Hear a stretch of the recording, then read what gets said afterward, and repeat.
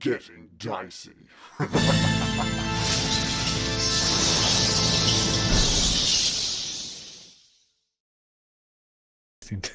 Yeah, it's all about making sure that it made sense more than it being concise.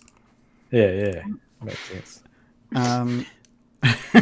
Obviously, we don't have John tonight, which was kind of the main communication with the Abbot, also known now as the Nameless. You can just keep calling him the Abbot. I'm sure he won't mind. Has he told us that? He's got a new name as well. I'm going to reveal to you my true form, and from now on, call me the Nameless. He just said, I am the Nameless. I am an angel. So that was kind of... He didn't say, call me, like, Nameless. He just said That'd be weird, saying that you've got no name and then just being like, okay, well, we'll call you by that. I don't know. What do you guys want to... It's a bit Prince, isn't it? When he was the artist, well, he was just the symbol. It's even more pretentious because it is a name. Do you know who Prince is, Reagan? Something about purple rain, right? Speaking of which, it is still raining outside, and the light from the beacon is lighting it up purple, like the song. Wow. Just like the song. Just like the song. He's heard it, that's for sure. I know that song. Strahd dresses a bit like Prince in Purple Rain as well, with the frill and the velvet jacket. I like it. Yeah. So just to set the scene here, the Abbot is now standing. There's still quite a glow coming off him. It's not as bright as it was. It's died down. You can see his true form now, and he looks angelic. He looks amazing. Yeah. We're amazed. Cool. That's what I wanted to hear. American's jaw is practically on the floor. I did not expect this, to be honest. I knew that he was like an impressive guy that could bring people back to life, but I did not think he was literally an angel. When he said he was talking, I'm going to say to him, when you said that you were talking to the Morning Lord, I didn't think you were literally talking to the Morning Lord, but... Oh my god, it's just dropped for Morley. Oh my... It seems you were. Yes, I was. What does he sound like? He mentioned, like, last time you asked him what it was like to speak to the Morning Lord directly, and he mentioned it was just like this glowing warmth inside his mind and his soul. So there was messages. Yeah. Are you getting any hints or anything? Like, is it looking positive or? He says the gods often speak quite cryptically. I'm not sure if you've spoken to one yourself, but they don't often give clear instructions. Speaking to a god is confusing. It's difficult. They find it hard to communicate with anything that isn't a god. Right, and you must be close-ish. Yeah, you're like a demigod. I've got an open line. That helps, but it's still quite cryptic.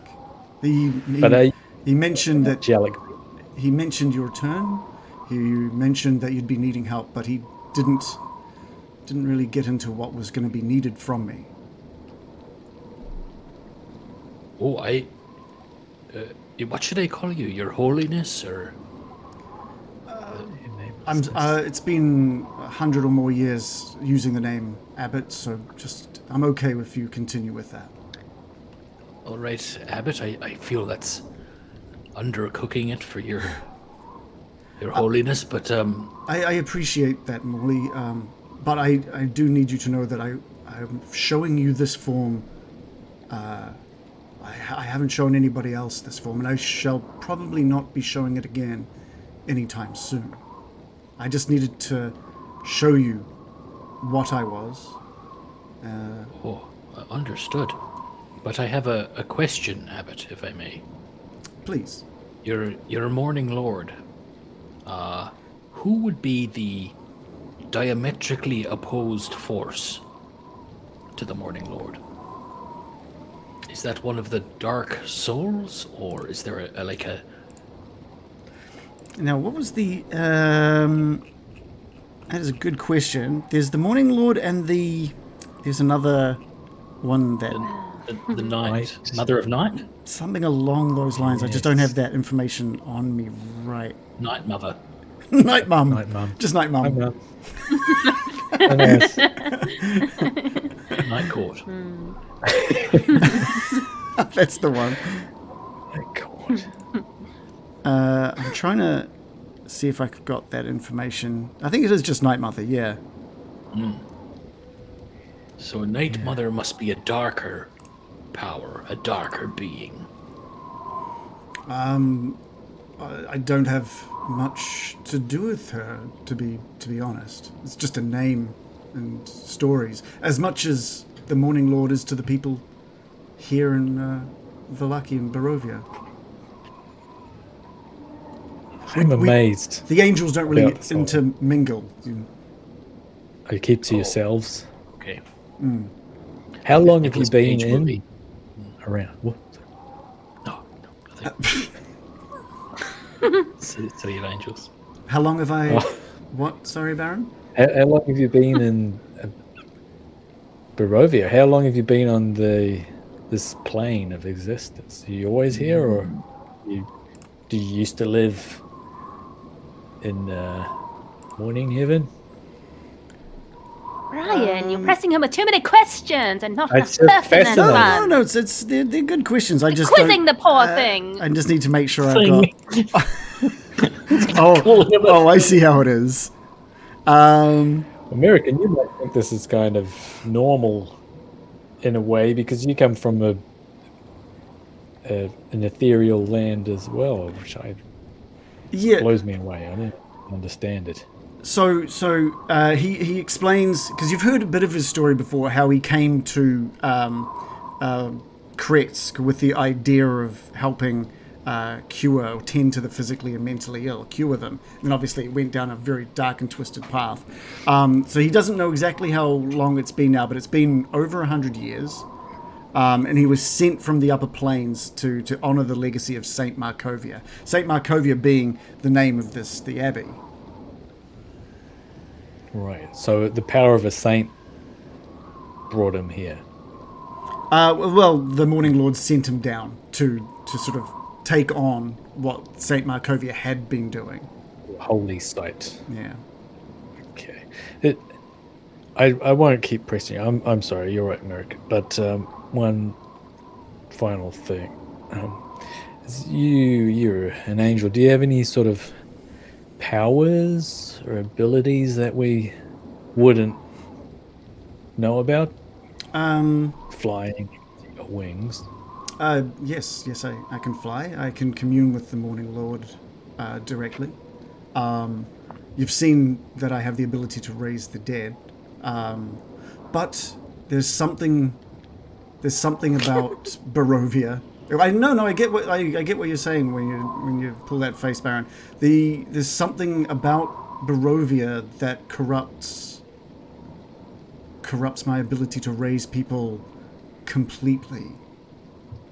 There's So it something blocks it. There's something here in Barovia that seems to bring some form of madness to those I raise. Like Dimitri's boy. Unfortunate, yes. That's Why, right. why don't you stop doing it then? Why don't you just tell people your powers are on the blink rather than bring back these sort of, self-aggrandizing assholes?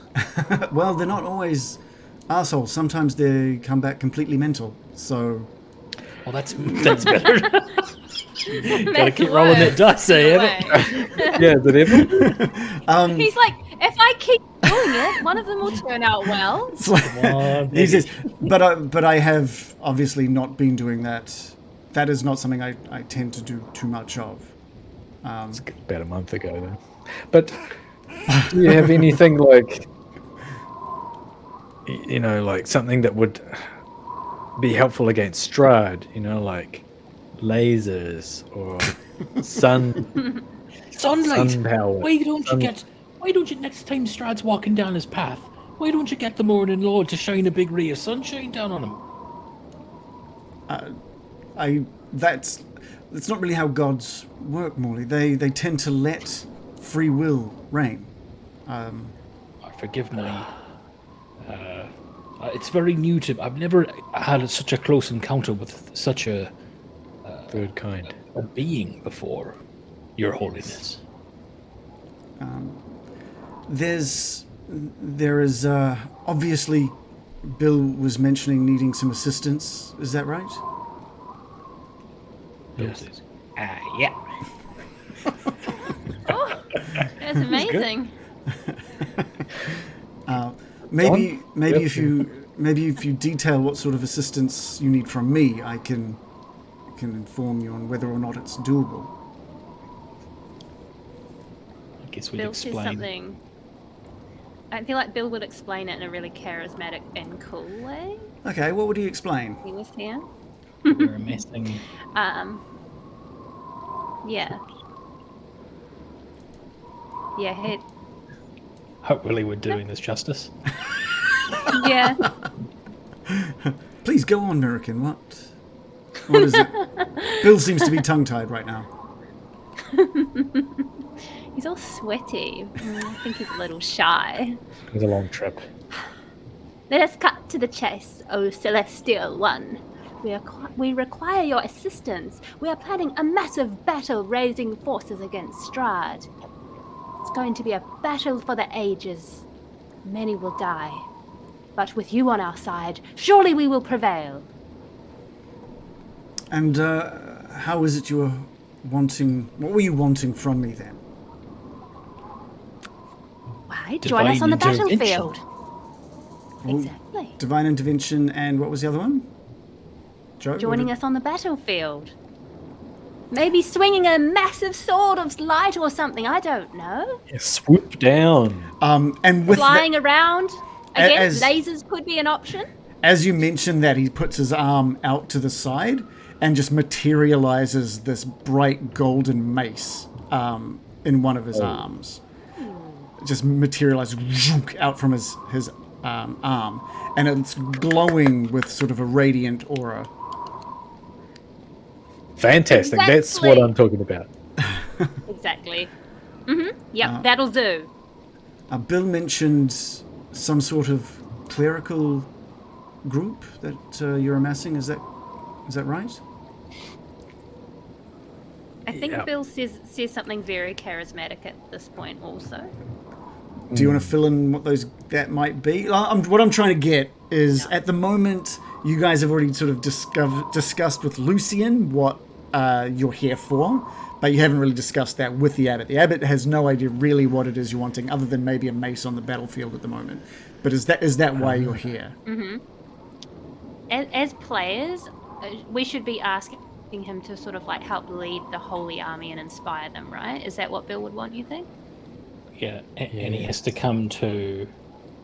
Dinner. He has to come back to Valaki, to the church, to like, you know, wasn't Lucian sort of saying like he was preparing a room for the Abbot, and that was going to be where they launched their barracks from? I think that sounds right. I'm not sure if the others remember Yeah, that, but yeah, that's right. He kicked out poor what's his face? Milovich. Oh, The my old bone gravedigger. robber. He's like, get out. It's an easy decision. Yeah, first in, last in, first out. It was like he could show up, anytime. In a week's time. You just get out now. Before we'd even left to go and speak to the Abbot, he was out. Get your bedroll and fuck off. Yeah, I think the idea being obviously that that Lucian was wanting some sort of assistance in converting people into people who can be sent out with some sort of holy abilities. So Lucian's got a mace as well. So it's going to be... How do we... This is probably a good time to discuss what do we think our plan of attack is. We've got a lot of help now. Are we doing a full frontal assault? Or... Sorry, those words don't really fit together, these so nicely. Are we going to attack Strahd's full frontal. Can we? Yeah. Should we get naked and no? Are we going to attack his stronghold from the front, or are we going to distract? He's struggling so much right now. I Or like to we think this is what distract Bill's him? saying. Oh yes. Bill's just like mopping his face. He's like, Behind. oh, do we full frontal or do we get in the back? Go around the back. So Distracted. hot in here. Is it? Yeah. Am I getting sweatier? Such a big face you have. Yeah, but what do you reckon? We've got enough people to have basically an army, and we could attack Strahd head on with the. He's got his own army, really. Or are we going to, let's say, put in a bit of an army at the front so that Strahd thinks this is the army? He puts all his forces there, and then we flank him or something like that. What do you guys think? I'm always a fan of a sneak attack, you might say. I'd like to draw Strahd out into the open where he's vulnerable, but then also infiltrate Ravenloft. Yes, and we have a way of Yeah. doing that without. Draw his forces out and then sneak into his castle. Then lock the That front way. door. Well, no, that Exactly. way, when he retreats, he'll be retreating back into yet another battle. But we need to decide which forces go where. Okay, so that's the. Yeah, we can definitely do that due to the. We can teleport into that center of Ravenloft from anywhere. From anywhere. Yes. I just need. I that's think right. 10 minutes to build the circle. Yeah. 10 minutes in the dark. Easy. Didn't we discuss joining the frontal assault while you prepare that spell and then surprising them by appearing in the castle?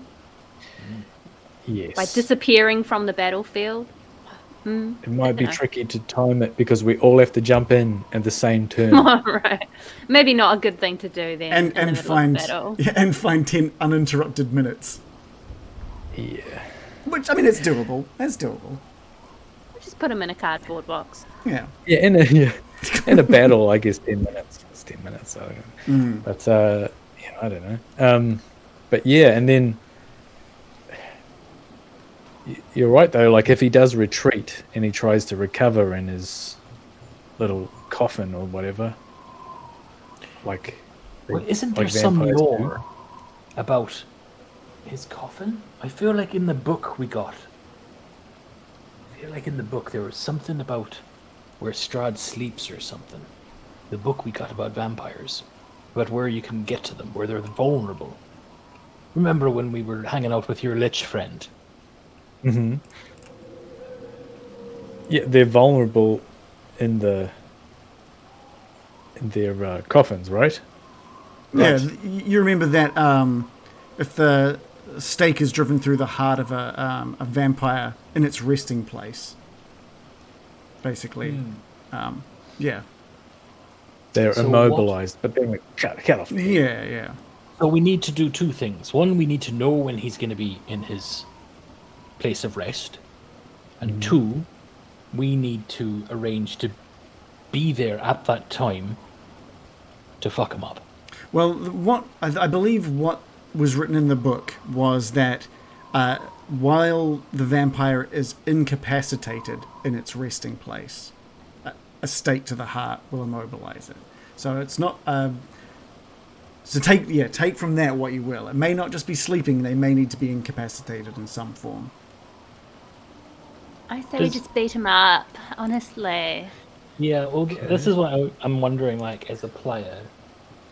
It's one of the things about particularly going up against a vampire that's hard is because we all live in the world and, like, know stuff about vampires. Sure. in Yeah. general.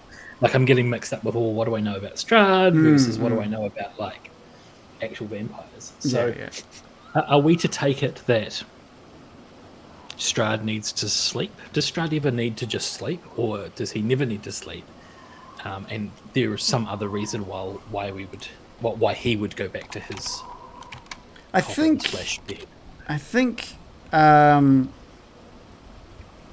Shannon would probably know. Or sorry, the Baron would know whether the undead need to sleep or not.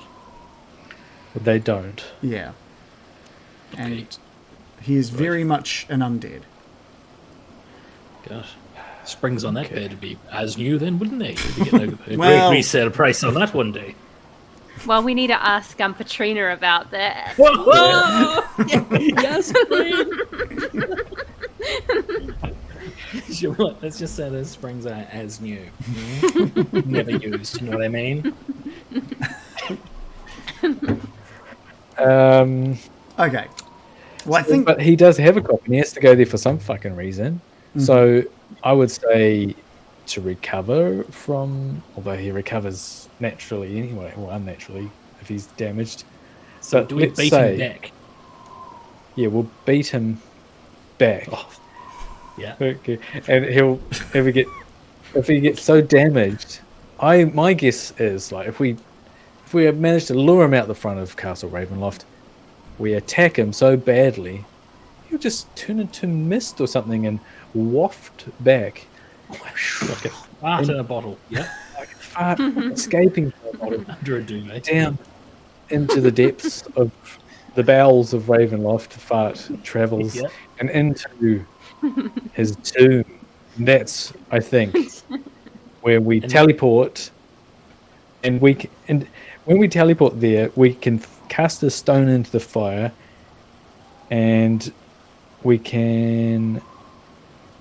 There's a list of places to go, and I think one of them should. The Lord sleeps or something, wasn't it? One was.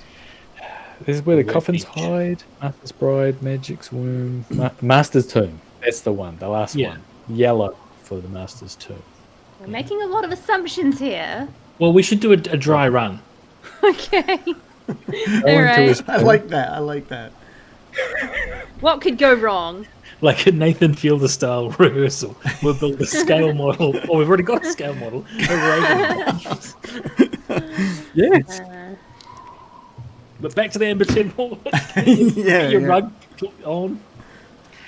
But I mean, if let's say he does escape, then that's where my first place to look would be. The Master's Tomb. Yeah. What do you think? Agree. About you, American? Agree. Okay. Well, it sounds like you've all got quite the plan.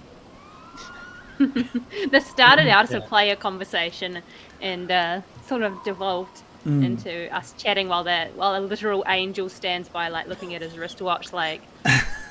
Oh no! The abbot has been listening and really taking in the amount of detail and excitement that you guys have got in regards to this plan and how it might unfold, and he's quite drawn in to the conversation. And so, where do you need me? And when is this going down? Week and a half from now. We're getting a bunch of. What's your relationship like? Just before I go on with any of more spurious detail, what's your relationship like with revenants? Say, out of interest, we had a horrible time with them. I haven't had much dealings with them. We're getting an army of them. Okay, great. He's on board. Okay, that is a relief. It feels like you're bringing everyone together on this. One team, one dream. Yeah. This land is overdue to expunge itself off Strahd. Expunge. Yes. I couldn't agree more, American. I couldn't agree more. That does bring up a point, right? So we're assembling everyone we can, but Strahd's also assembling his forces. So which forces does he has? Werewolf people? Just writing this down. Werewolf people. Is there none? Werewolves. Just plain wolves? Wolves, yeah. Normal wolves. Although that could be offensive to werewolves to call them normal wolves. There are some, Wolves, typical wolves. there's some dire wolves that are out there as well. I believe Common you've come wolves. across one of them. This big. Oh, the We'll pants on a just call- surfboard. Yep, he's on the team. Team We'll wolf. call the normal wolves neurotypical wolves, and then we've got the dire wolves and we've got the werewolves. Okay. What else have we got though? He's Vampire got spawn. He's had loads of vampires. spawn crawling the land. His spawn. Typical. Rahadin, who I Yes. personally, I am very motivated to have his head. And you can picture Petrina sort of nodding and smiling at the thought of Rahadin being removed from this plane. I like that Okay. turn of phrase. I've written Yes. dibs I'll write that down. for American. Tips. I shall remove him from this plane. I might yell that when I kill him. Let me write that down. Okay. And do you think there are other creatures at the same level as Rahadin? Well, you're forgetting old monster arm. One-armed. Isaac. Oh no, Yeah. He's got two Isaac. arms. It's just that one of them is grotesque. one extra beefy arm. Like something out of Akira. There we go. There we go. There we Or go. Tetsuo. Yeah. Yes. Yeah. Like With it. Oh, when his arm drops out. Yeah. Yeah. Okay. Just like, Is there anyone else? I'm just trying to tally up what we can expect to run into. well, Did- he did you- controls. Oh no, he doesn't. Never mind. Yeah. You've also not spent much time sort of around Ravenloft in general. So there's a possibility that there are things that you've never even come across that he has control over as well. Yeah. Massive hint drop from the GM. Shadow Well, assassins. you're right though. I'm just saying it's an unknown at this point. I think the Dark Souls will come to his aid. Are the Dark Ones? No, No, I think they're they're above just- that. yeah. I don't know. It's like beneath them. They're like, I'm not getting involved in these petty squabbles of Yeah. squad. They set Yeah. people up, Yeah. don't they, Yeah. to get fucked over there, and then Yeah. they watch. Yeah. watching. Classic Dark One behaviour. Just You're in the like, corner. And Lucian. you and come Father to Lucian. us, Voyeuristic. the Father Lucian Well, but listen, behaviour. does he wa- That was- He sets you up to get fucked, and then he watches. Yeah. Oh my So god. The Lucian. He just wants to hear about it. He just wants to hear about it afterwards. In great detail. That's right. Yeah, that was weird. Um, Any sins. okay. Yeah, don't. Abbot, I know that you're going to go visit Father Lucian, but if he starts asking you about anything you've been up to like that, just change the subject. Yeah. Don't tell him about the Belleviews. He'll really go to town on that. Oh my god. Keep that Okay. to yourself. Noted. So he seems to be on board. He's on board. He understands that you're going to need some help back at the Valaki Church in the lead up to this. He calls out to Cloven. He just sort of shouts out, "Cloven!" And you can hear just like a scuttling down the stairs as Cloven sort of appears at the base of the stairs. And he says to Cloven, "Can you go downstairs and just and get that special bottle, please?" And Cloven nods, and he's still still seems a little drunk himself, and he sort of hobbles down the stairs, and you can hear him sort of rattling around down, moving what sounds like moving barrels and clinking of bottles, and he it's sort of all silent for a little bit. Then a bottle like smashes down underneath you somewhere, and then some more rattling of bottles. And then coming running back up the stairs, Cloven appears with this bottle a wine bottle in his hands, and he walks over and just sort of like stops in the middle of the room. Do I have cloven? Oh, here we go. And he says, "Here you go, master." And he's just holding it out in front of him. The special bottle, just like you said. And he's holding that out. The abbot gestures to the bottle for one of you to take the bottle. Think of this as a gift. Thank you. What does it say? Hurry Baron? over too eagerly. You're not gonna go slowly over there. No. Faster than it looks. It doesn't look cool at all. Oh right, okay, cool. You get closer to the to Cloven in the bottle, and you're taking Cloven in again now with that sort of cross-eyed weirdo baby head and the smell of wine on his breath, and he's sort of holding it up, and as you get closer, the baby sort of notices you and starts to go and cry, and Cloven's like, "No, stop," as he's like, "Yeah," and you look at the bottle and you can see that it's got a labeling over the front. It's a Wizards of Wine bottle, and it's got Champagne de la Stamp. Champagne de la De Stamp. la Stamp written as a label on the bottle, and you get excited. This is like a bottle of the finest wine that you could find in Barovia, and but you notice the next thing you notice is there's no stopper on the bottle, and it seems to be empty save for a parchment that is inside the bottle. And It's the prophecy, Baron. The prophecy, Baron. Get what? Molly's getting overexcited. He's form sentences. The prophecy. I thought it was a barrel. Wine, Is it? empty where the finest wine was once drunk? American, Oh. you know the prophecy. Yes, and not a drop remains. Open it.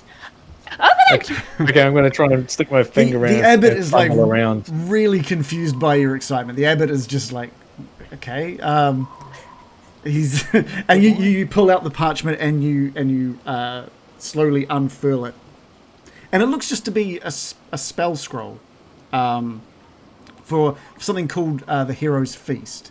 And he says, "I'm not sure why you're getting so excited. I just thought if we're all heading into battle at some point, I thought this might come in handy."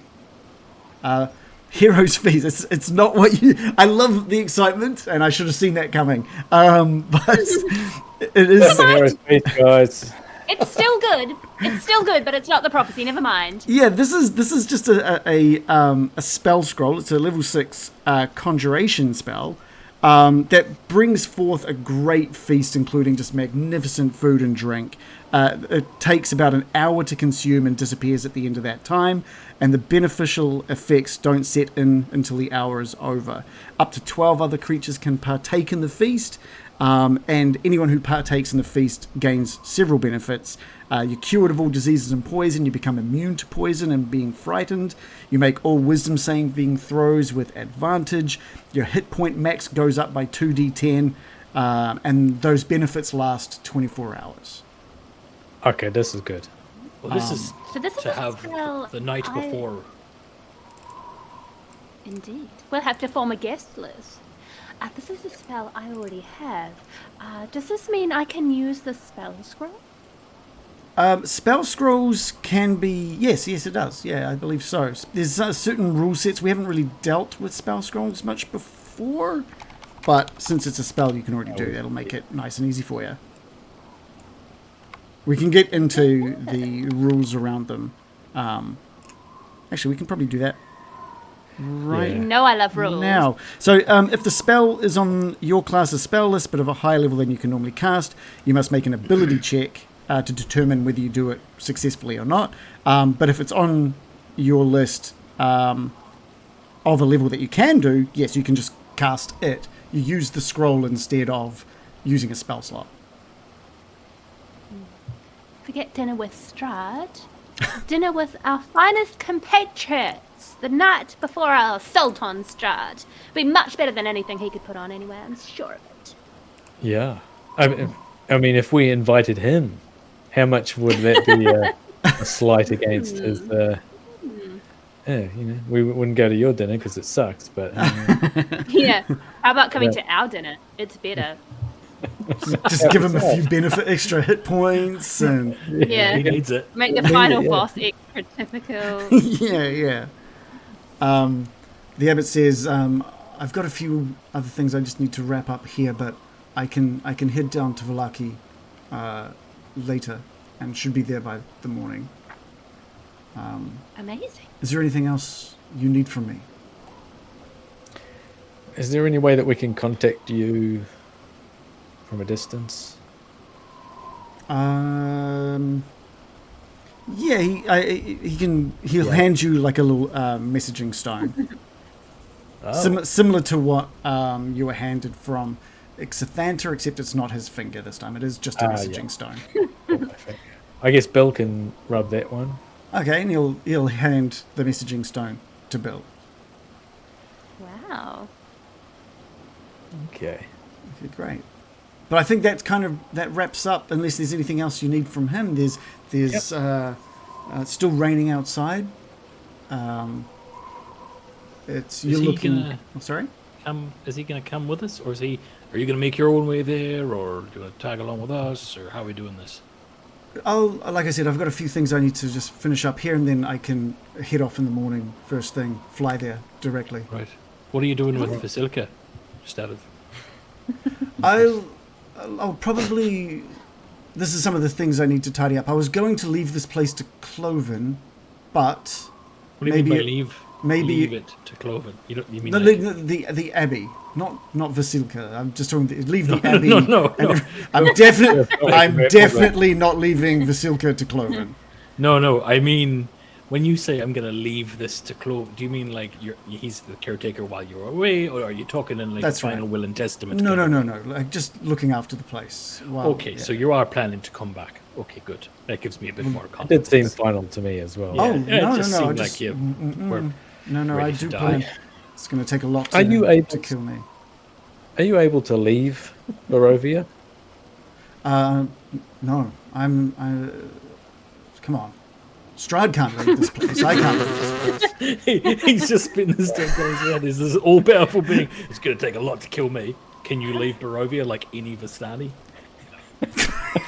Yeah, I was going to say the Vistani can do it. So there's always an exception. Strahd has given them permission to leave. He's controlling the ability for them to leave. But he can't leave.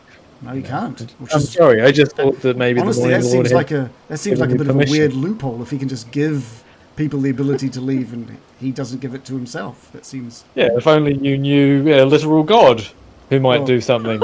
That's the whole free will thing again. It's weird. Yeah. Gods do not work at the beck and call of just anyone, regardless of whether they're celestial or not. Brian. Thank you, Mirakin. I know Mirakin and Bill understand the ways of gods. I think okay.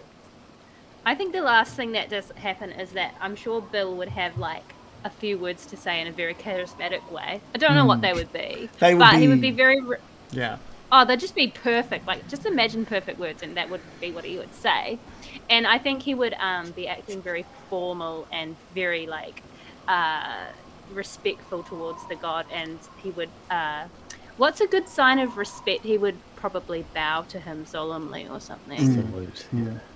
What would be a custom in the Morning Lord Church? A little quick kiss on the lips, something like that. Like a sun. Yes. Like a sun. Oh, make a big hat. No, like the sun's right. Oh. This is the symbol of the Morning Lord. It's like a little heart, a little love heart. Okay, and so they're both Abbot and Bill just sort of like make that little symbol at each other. Yeah, this is like the most respectful thing you can do in the Morning Lord Church is to go like this. Just and a little kiss, and a little kiss as well. Little one out of your fingers there. Like. The Korean one. Yes. I can't do more of that. I mean, that's a lesser sign of respect, but the full heart, ooh. I was just gonna. The reason I was bringing up "Can you leave Barovia" is because if we're successful by defeating Strahd, maybe you don't come back here. Maybe you can go back to meet the Morning Lord, or wherever you want to go. I guess your fate's in your own hands after that. That is true. But I can finally now focus on why I was brought here in the first place. Things kind of went a little off the rails there for a little bit. What a great way to atone once and for all for everything. Some might say. Thank you. Not me. Yeah. Others. Okay. All right, shall we go? Well, it's time we get those big spiders, right? And mosey on out of town. Is there anything it's really just a waiting game now, isn't it? Well, yeah, what is... to get back? What is the next thing? Evidence. Is there anything else that needs to be done? Parry one pull. Boss battle. Before when? Let's just do the boss battle in the second half. Before. Let's just do it now. Let's just do it now, guys. Is there anything else you want to do in regards to accruing? Like before we get into some sort of time skip montage. Absolutely there is. Absolutely there is. Don't say rescue the children from the werewolves. Already wrote that out. Screw them. No. You know of what I always see. against rescuing children. He's like, I cannot. No more kids. Oh, it's such a waste of time. Do not want to hear from those little brats. Do they even have souls? When we rescued the girl from the bottom of the lake, she wasn't exactly, overcome with gratitude. We know fucking stinking family. Okay, so you're really hammering home. So that's it. One ruined it for all. Yeah, I'm just the ones from the windmill. That sort of stuff. Yeah. Okay, well, is there anyone else that we want to join our forces? Yes, sir. Oh, sorry. I'm practically screaming. You're forgetting the Dusk Elves. The Dusk Elves. Yes. Elves of the Dusk. Now Sous you're on the vide. right track, Molly. Yes. Yeah. Sous vide in the Dark Elves. Dusk Elves. Dusk Elves. Dusk Yes. Elves. Big difference. Saturday morning cartoon. Okay. Let's head. Well, how are we gonna? I wonder what role the Vistani are gonna play in all of this. I feel like they're gonna side with Strahd, and we're gonna have to fight our way through at least a sect of Vistani. Yeah. Yes. And you think about, you just quickly, while you're thinking of that Vistani camp, like that night that you partied with them, there must have been 30 to 40 of them there as well. All ages. Magic users.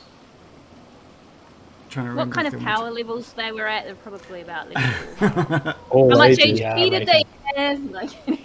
I mean, there were a variety. Some looked sturdy, some looked a bit older and a little more frail. There were some kids running around as well. I'll take the kids. First. Yeah, you and me, American. We'll go in and strangle the children by night. We'll feed them to the spiders.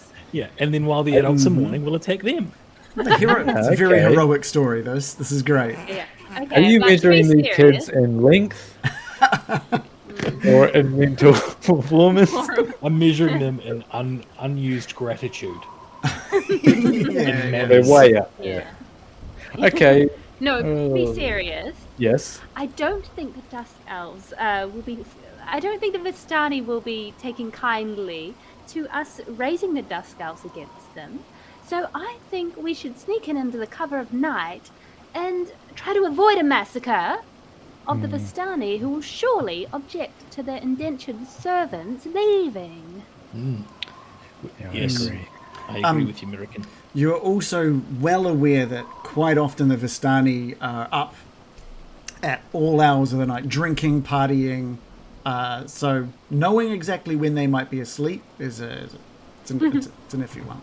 Damn, they've got chaotic sleeping schedules. I know what we could do.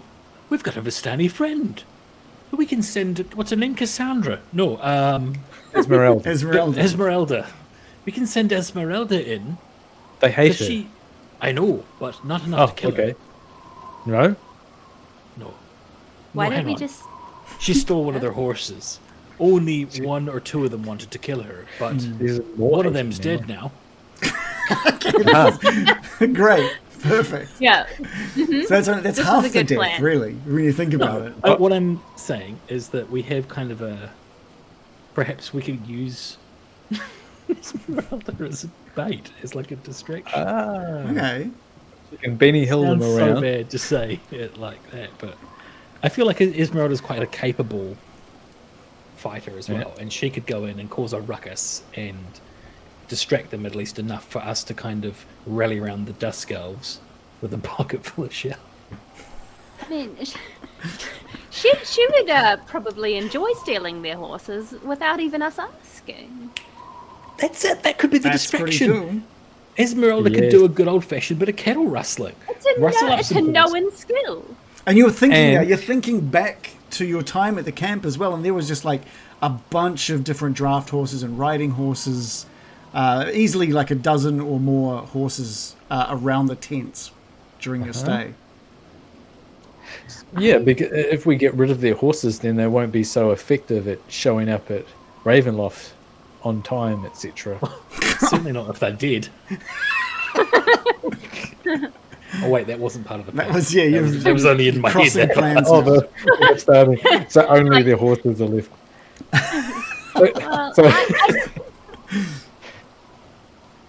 I think we could combine several tactics. We have magical spells that can sow confusion and discord among them also.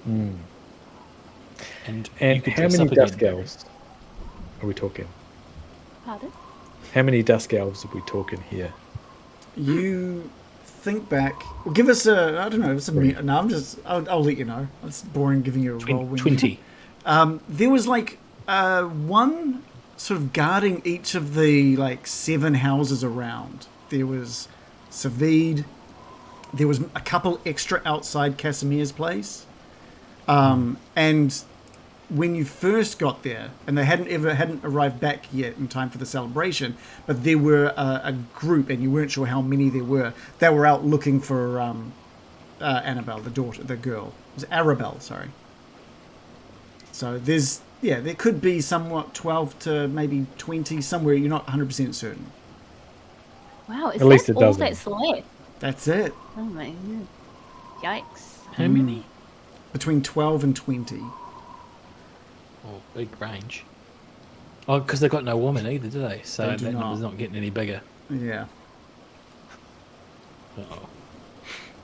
It's going to be uncomfortable when we get there. Don't bring that up. When we see them, just don't talk about that, okay? Patrina's it's a little back. sore for them. We'll have to ask her some probing questions about that as well. Did you tap any of these? You tap any of this? When we get there. Okay, well, yeah, let's... How do we get a hold of Esmeralda? She's probably... She's in Vallaki? Yeah, she was there for Vallaki 22, the great voting night. 11:22. Yeah. Yes, okay. All right. So yeah, she's back in Vallaki. Because the other thing is, you are very stealthy. You could, well, both of you are. You could just sneak in and say, "Hey, meet you at the back." We'll also do that. I guess my plan was that Esmeralda could create a big enough distraction so that we could then stealthily go in and draw out the Dusk Elves from their heart and quickly communicate, like, hey, there's an uprising. You guys are invited. It's cool kids only. Yes. We could poison all of their horses. We sneak in. We inform them of the plan. We have a prearranged signal that we send to Esmeralda for when we wanted to cause the ruckus. Then we've got the distraction when we need it. Okay, let's do it. This sounds great. Okay. We'll go find Esmeralda. I was going to say, this conversation is likely happening on your way out of the Abbey and back down towards Kretsk. No, it's happening in front of the Abbot. We're making him listen to him and Cloven. They're just so bored.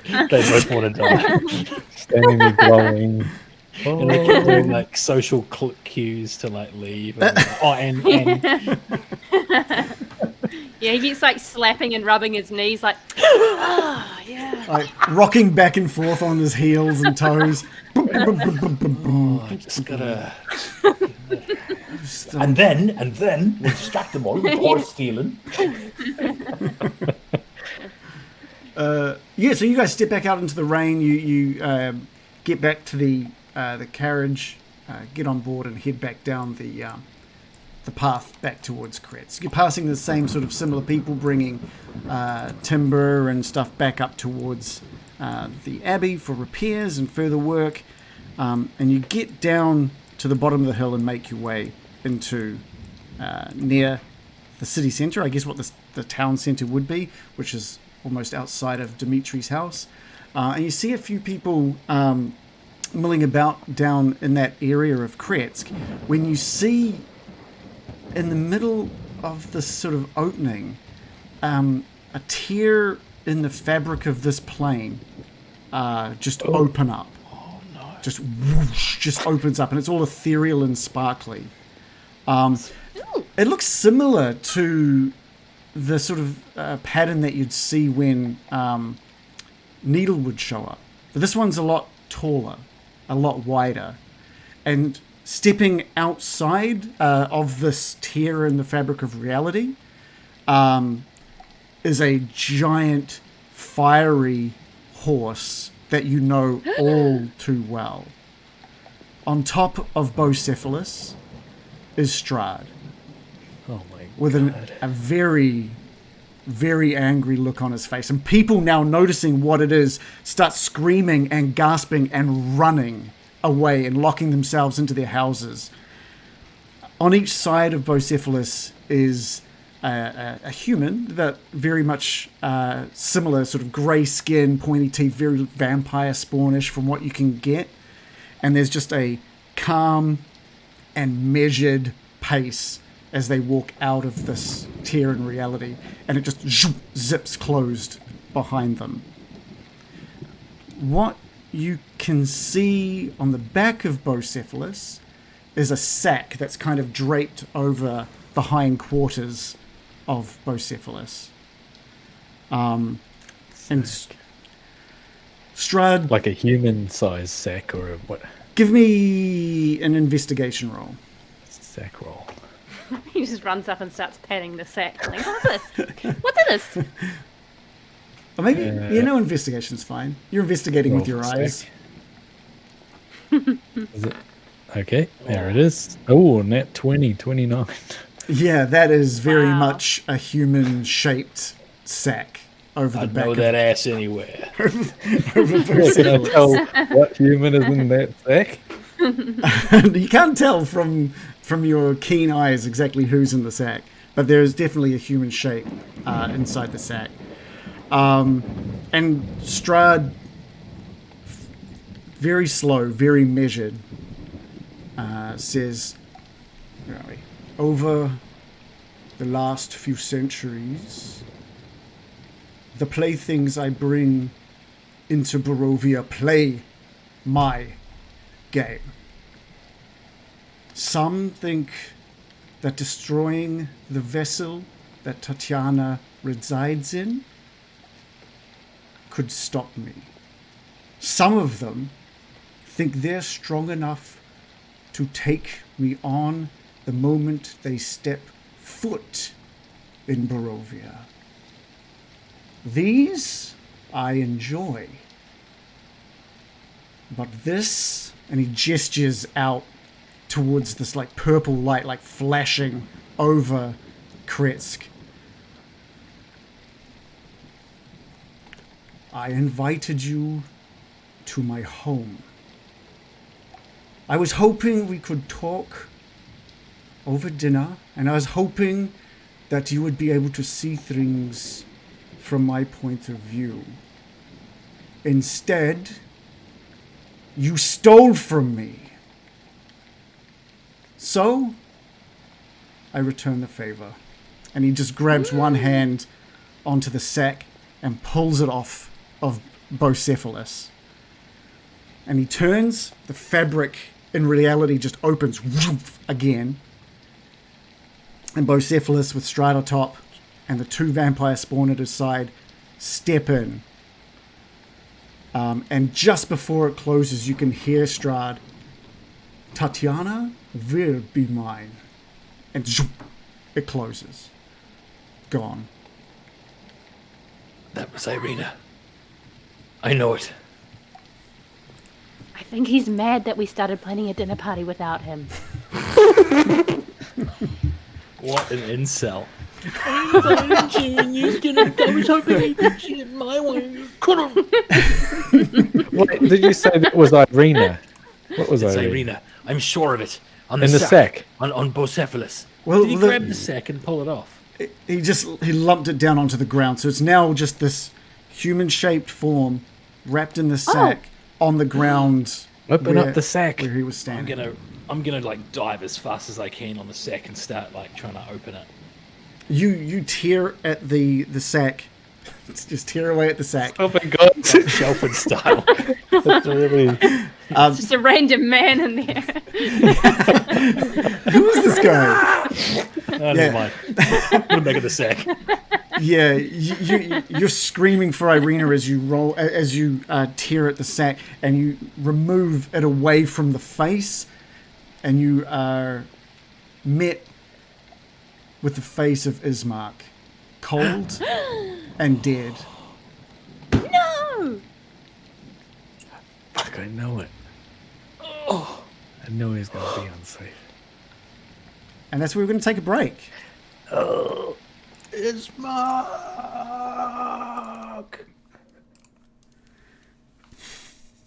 No! Okay. Reanimate him, Baron. Do Oh. something. Oh, we'll just take him straight up to the Abbot. Well, you'll come back with a bad attitude. Can't be much worse. Oh, we Our hate him problems now. will be cured, though.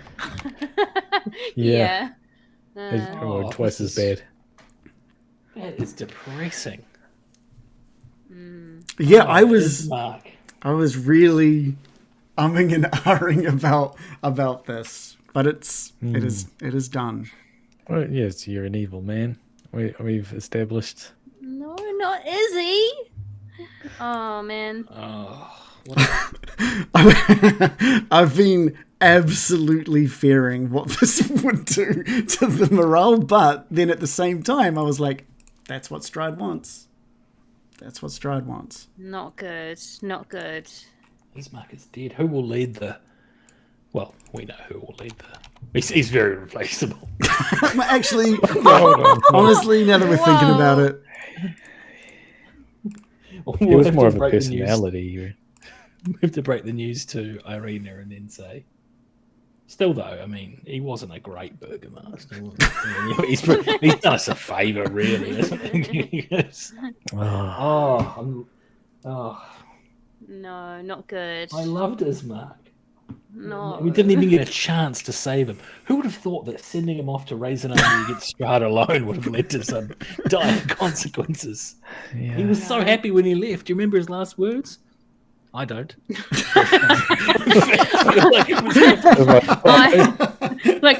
I don't remember his last words, but I'm sure the vibe was good. I don't remember anything he said, actually. Who is this guy? Forgettable character. he shit his pants a bunch, and that's about it. Is that right? He died doing what he loved. Yeah. Does the sex smell? Well, people do normally evacuate the bowels on death, so sure. Oh, Classic Ismark. a hero's We all death. stand around laughing over the body. You tore open the wrong end of the sack, and it's just Oh. We've all gone into a dying state before, guys. We know what it's like. We all shit In a ourselves. dying state. He's... No, I'm just saying we all shit ourselves. Do we? Do we? That's what I Have you just- been doing that? Yes, obviously. Reagan just said this is what happens when you die. Oh my god. I didn't know you'd been shitting yourself this whole time. Yeah, of Good course. role play. That explains why I have to get into the role. that explains why Loris always smelled so bad. He did die probably the most. Funny. Yesterday's model in the chat says the DM just used the "it's what my character would do." I did. It is though.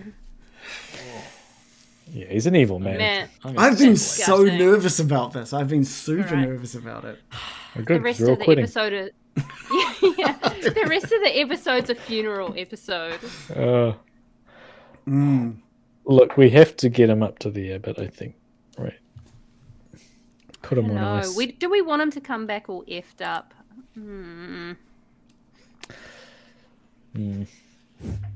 What would the Baron think of this? Like, everyone else would probably be having a more traditional view of death, but not a necromancer.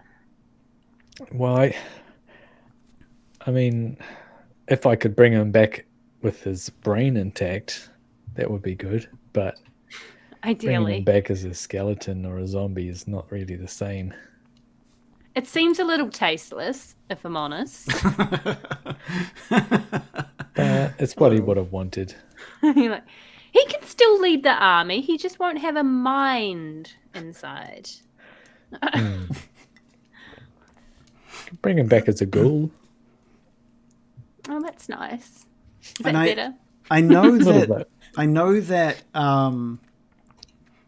Bill has he has a diamond. He specifically got a diamond so that he could eventually one day use Raise Dead. I think Cure Resurrection Death. Or something. Yeah, Resurrection or whatever it's called. I thought he was going to get married. Bill? No, he would never get tied down like that, surely. That was always his plan, wasn't it? That was the original. It actually was. It was playing to marry into money, I think, more than. Oh, yeah. Yeah, I don't know if he's got it listed on his. That was Gil spells at the moment. Yeah. I don't know if he's got that or not at the moment. So I don't have my spell prepared that would stop his mark from decomposing. Mm-hmm. I don't have anything that could help. Ooh, not good. Not good. Big thing. Big event. Some would say a bad event. A very bad event. I'm just trying to see. I wouldn't. Oh, Bill's got Revivify? Yep. What's that? Yes. Oh, that's... What's that? Have to die within a minute or something. That's if it's died within the last minute. So that's if you're right there for the death, you can do it. But I think that's all he's got. I mean, he's got I actually have access. Well, he's got Raise access Dead to that spell, but I've never had it prepared. Maybe I should get that. He's got Raise Dead as well. And that's over a year, is that right? Provided that it has been dead for no longer than 10 days. That's when I can put my thing on him to stop him from decomposing, so it can be longer than... as long as we can bring him back. We can bring him back.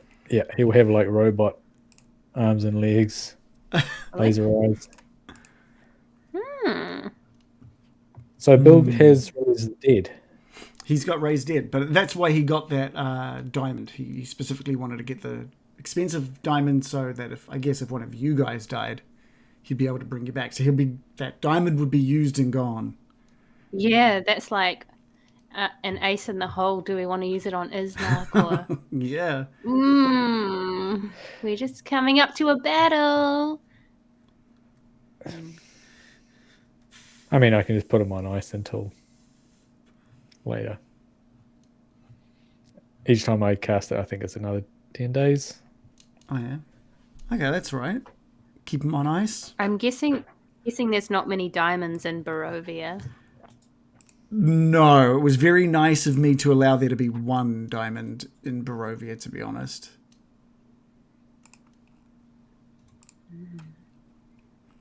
I have a crazy spell that I've just... oh my god, listen to this. I've got a spell called Reincarnate.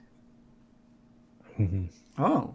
It basically puts a dead person's soul into a new adult body. It fashions a new body for the creature to inhabit.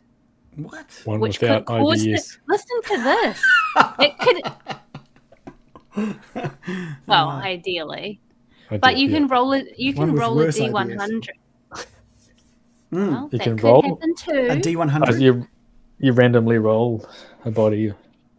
You can roll a D100, and this table tells you what race they're reincarnated into. Oh, interesting. Okay. Isn't that crazy? But of course, it's such a powerful spell that it uses components, rare oils, and unguents worth at least 1,000 GP. What's an unguent? It's like a lotion. Yeah, you're good. That's what I do when I hear about a lotion. I just Yeah. So yeah, we're just discussing whether we try to bring him back and how that could happen. Imagine I've got you missed this, didn't you, Adam? I've got a spell called reincarnate. sounds perfect. Yeah. It's Sorry. cool. I like A soft, the chaos greasy, of it. or viscous substance used as ointment or for lubrication. Yes. Problem? So we just got to lube up. No, I just need 1,000. I need 1,000 gold pieces of lube stat. That's a lot of lube. It's a lot of lube. He's gonna be so slippery. Slippery thing. He'll be born out of this bubbling lotion into a new form. Oh, I think the chaos of being born into a new body is so cool. Oh, what? Yeah. So it's not just going to be like the dude's back. It's going to be like, oh, he's back as a giant turtle. Yes. No, he'll come back as a random humanoid race. Squirtle. As long as he's got the shades. Squirtle. There's a Yeah. Larp Kiwi's given us a question in the chat, by the way, saying, are there any loose plot threads or plot hooks that you can think of that you want to wrap up before you assault the castle? I think we've had this. Next. Yeah. I think everybody is ready to just get on with the attack. No, there is one. There is one for me. Oh, God. Bubba lasagna. Oh, you want to do that one? Okay. I was very curious about Bubba lasagna. It feels big, or at least it felt like it had the potential to be big. I love how we just call her Bubba lasagna now. Like without question. Does sound delicious. Bubbling hot lasagna. Should be hot too. I remember Silk walking in the Ravenloft like. Yes. They're She's got her slaying own in house. Ravenloft. Chicken eggs. I think you guys have said no to the werewolves, right? That's off the cards. Well, one of us did. No, not one of us. Like, literally in the Discord. Yeah. I was the only one who was like, let's go see them. And everyone's like, no. And I was like, okay. Only mainly because of the time. Yeah. I just want to see the Dusk Elves and have them join our army. That's the main thing. But now we've got a new problem, is that we've got a dead Ismark, which is a situation. Dead Mark. Is not Mark. See what I've done there? Yeah. Really Isn't good. Mark. Was Mark. Was Mark. Really. Postmark.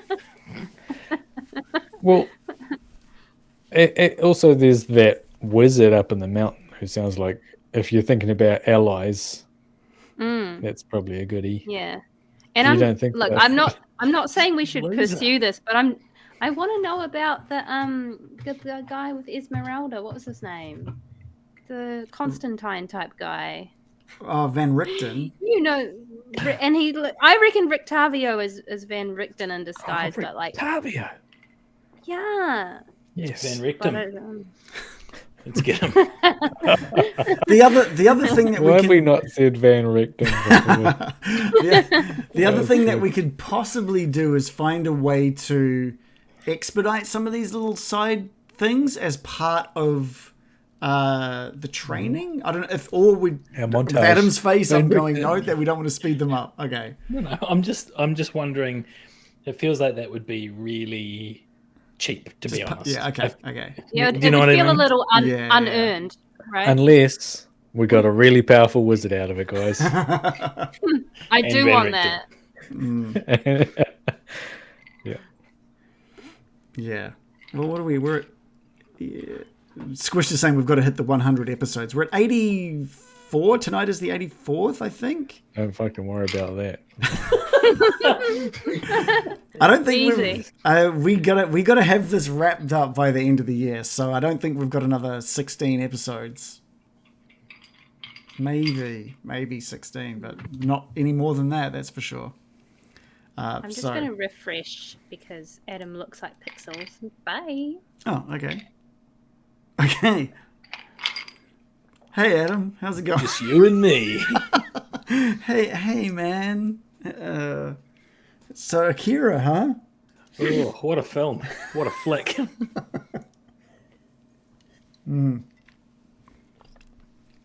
I was actually saying to Joe, I was honestly impressed that you even gave it a go. I'm not a 4-year-old child that's like, no, broccoli looks gross, I'm not going to eat it. Like, I'll sit through 2 hour Japanese animation. Hey, I've been meaning to ask this actually. When you guys all watched Akira, was it in Japanese with English subtitles or was it in an English dub? I think we watched the Japanese version with English subtitles. No, we watched the English dub. No, I mean, sorry, the first time I watched it. Oh, right. Yeah. I watched it with the English dub. Okay. How did you watch it? Yeah, with the English dub, and that was all I was presented with. That was just kind of how it came. And I was wondering if it was a case like, there's like, you know, some shows are just better if you watch like the subtitles. In general, English voice actors in anime don't do a great job. That's what that was a big part of why I struggled with it. Yeah. Some of them are okay. It's a little dated, like it is of its time, yeah. Like Spirited Away has pretty good English acting. Howl's Moving Castle has some pretty good English acting. Most of the Ghibli stuff is decent. You're losing him, Reagan. I know. I don't even know. He's just like, oh god, I've opened a can of worms. It's all completely foreign. yeah. Overcord. Oh, so first, Larp Kiwi says, also because someone has to do it, just a reminder that you're all awesome. Thank you, Larp Kiwi. Thank you so much. And Overcord's asking... yeah. Overcord's saying, are we already planning the next campaign since there's a hard limit for the end of the year for this one? I don't know what's going to happen next year. I don't know. Everyone might want a bit of a break from playing for the last 4 years.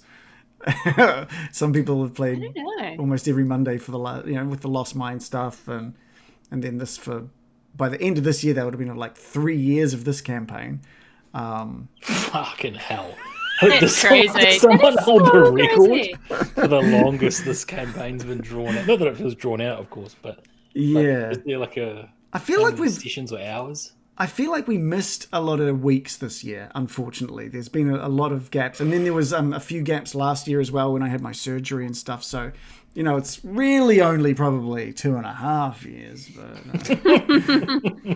But, after Christmas, there was a bit of a longer break than expected, wasn't there? Yeah. Yeah, it's going to be interesting to see what happens next. Yeah, we don't know. I'm starting a journey down writing a campaign. Which I'm really excited about. It's going to be really cool. Okay, cool. It's very Akira based. I'm sorry. I'm out already.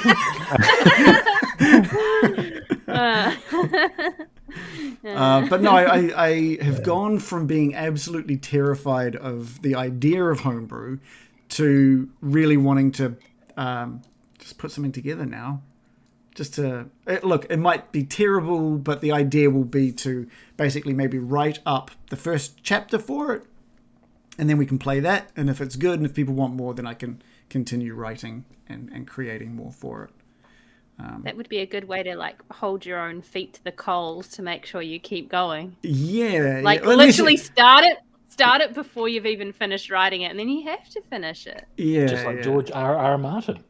It really worked out for him, I hear.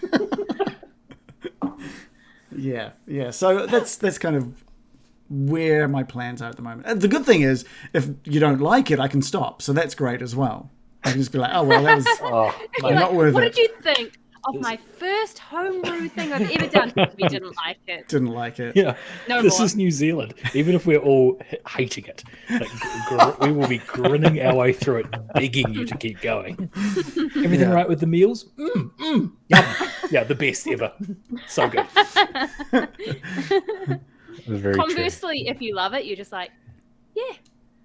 Yeah, that's right. Pretty good. I like it. If you loved it like the best thing you've ever had, you're just like, yeah. Yeah, it was good. That's it. Yeah. But no, I think it's exciting. I've got some ideas sort of rolling around that I want to get down Centaur onto squad. paper. Centaurs are just going to be, oh my god. They're just going to be disturbing, disgusting creatures. And of course you're learning kanji for it, aren't you? So. Okay.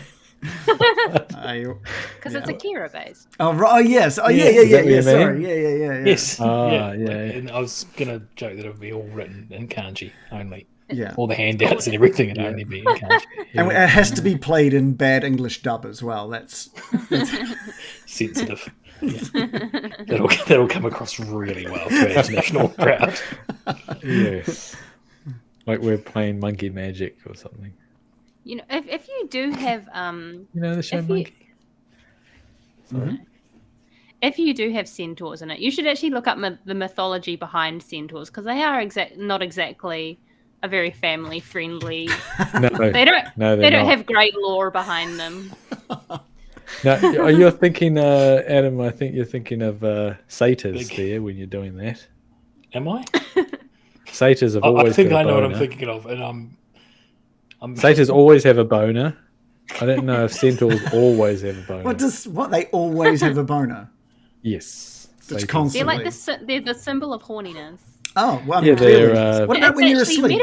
Medical condition named after them. What is it? Do they? Satyriasis? It's basically like an old-timey medical condition. They'll be like, this man is out of control with the sex. He's got satyriasis.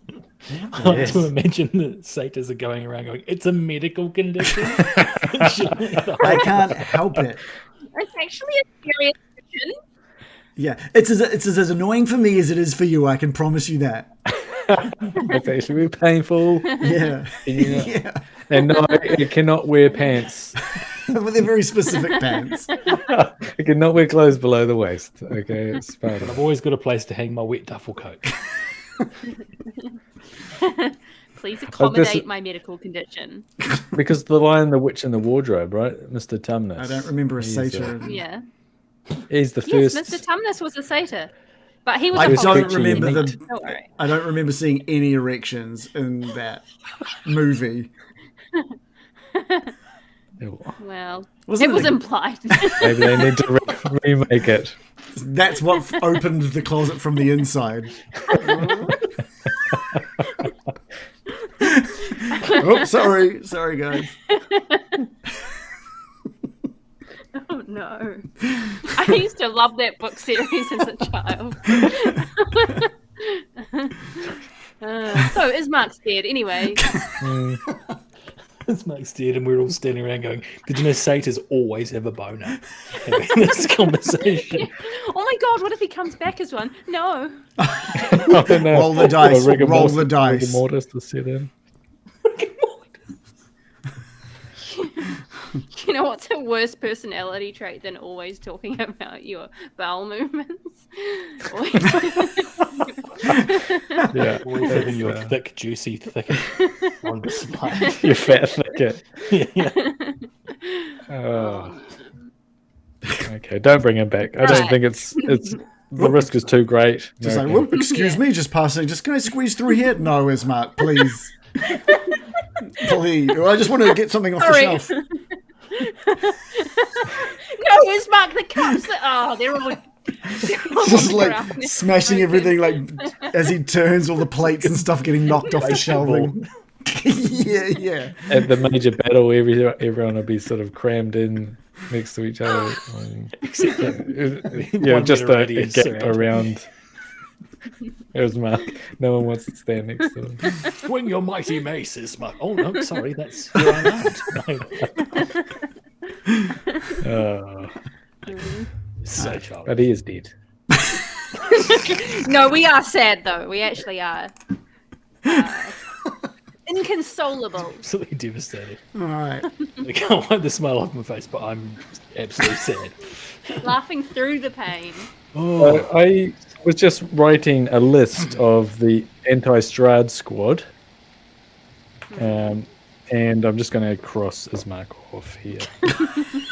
Well, don't be so hasty. Just as he's lying on in the dirt in the rain, you're just getting out your little list. Well, we'll cross that one off.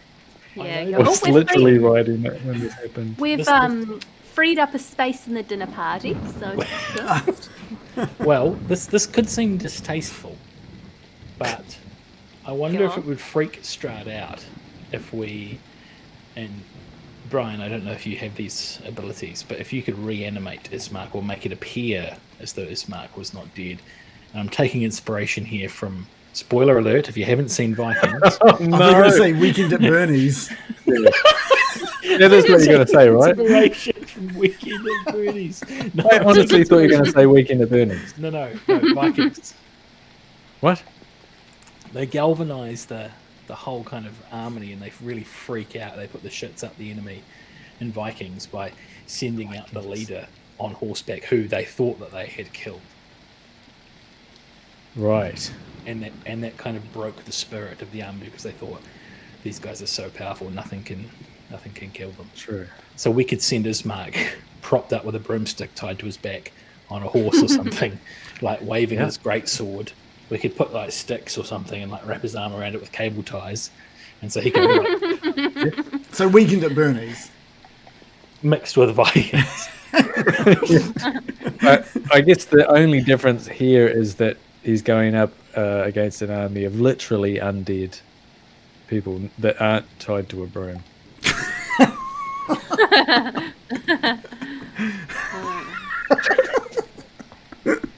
You make a good point. But I will write it down. Put it on the maybe list. But and cable ties. But he is dead. He's currently still Deceased. mainly bound in this sack at the moment. The rain pouring down, running off his cold grey face. Morley, you're there, right there with him. The other's a few steps back. It's Ismark! He's dead! He's been killed!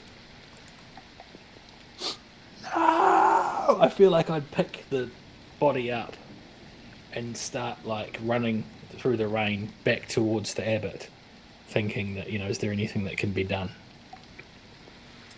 That is a big journey. You'd be probably having to get him into the carriage. Like this is adrenaline though. Yeah. Okay. He's the hero. Yeah. Okay. We can. Like do when that. Forrest Gump when Bubba carries Forrest Gump out of the Vietnamese jungle. Okay, great. You just pick him up and just run for the back up the hill to the north, pushing past, like nudging past anybody that gets in your way as you make your way up. The others following quickly behind. Yes. Yeah. Okay. Baron, get the broom. Prepare the marionette strings. No, we tie one leg of his to my leg, the other leg to your leg. And we walk along. Yes. That's how they do it in the movie.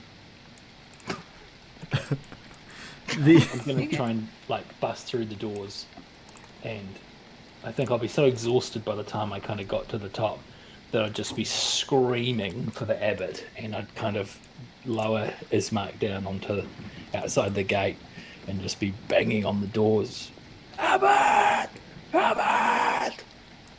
Yeah. So this is when you're really realizing just how exhausted. That was an insane. You managed to make it up that path, like cutting up the hill in certain parts, not following the path specifically, finding any way that you could to get up as quickly as you possibly can, and your lungs are on fire with the amount of exertion that you've put through.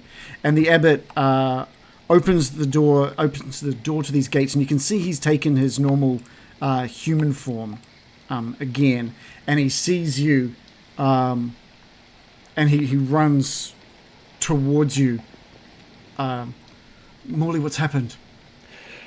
He's killed him! Strahd's killed Ismark! He's dead! We need help!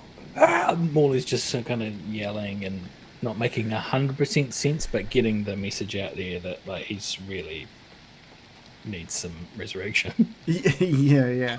And you've sort of placed him down on the ground in front of the abbot. The Baron and Mirakin and Bill are just appearing now over the crest of the hill and are making their way, running the last 30 feet over to you. The abbot sort of looks at all of you and says, "There are risks, Morley. Are you willing for me to possibly bring him back in a broken state?" I'm gonna look around. Going to be running up like, Baron. Hold! Do not do anything rash. You need to bring him back, Mirakin. Surely we can't go. We can't break this news to Irina. We can't have the people of Barovia see their burgomaster like this. No, this is it. There's something we can do. We just need to take a moment. And Bill... There's things we can do. Bill puts his hand into his little pouch on his side and holds out the diamond that he traded for back in Vallaki. And he sort of explains that he can also, he could use this to raise Ismark and bring him back to life as well, if that's needed. And the abbot says there's still the chance that the corruption of Barovia brings him back broken. This is terrible. Terrible. Strahd don't will pay just- doubly for this. We don't just need an Ismark-shaped sack of flesh. We need Ismark the man and his spirit. Yes, exactly, Morley. Yes, and if his comes back and his spirit is malformed, we'll regret it, I'm sure. However, if we defeat Strahd, then the curse will be lifted, and I'm sure we can bring him back to life doing the same thing, but with less risk of a strange Ismark being brought back. Ismark the lesser. I don't know if I like that. The longer he stays dead, the greater the pain for Irina grows. For all of us. But think about the pain of him coming back, and has a completely different personality and is partially evil, let's say. Oh. Now I can stop the decomposition of his body pretty much indefinitely, but 10 days at a time. I think so. I mean, if we do that a few times, surely we're going to attack Strahd soon, right? And Brian. We leave him on ice? Yeah, we Walt Disney him. Yes. I don't know who that is. Just his head underneath Barovia. But Brian, what happens? Let's say you do this spell and you are knocked out or killed. What then? Oh, it still works. It's not a concentration spell. Oh, thank goodness. If you die, we're fine.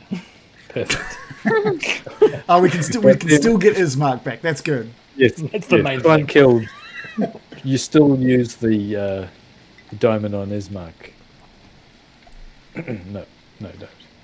Wait, who's got powers to bring Ismark back? And does the same risk present itself through Bill, through Merrick, and through the Abbot? I didn't think it did. There would be only one way to find out. But you're strongly implying that, aren't you, Abbot? Well, He's strongly implying. I use the power of the Morning Lord himself, and it still finds corruption. Yeah, and you're like 0 for 6, aren't you? About that.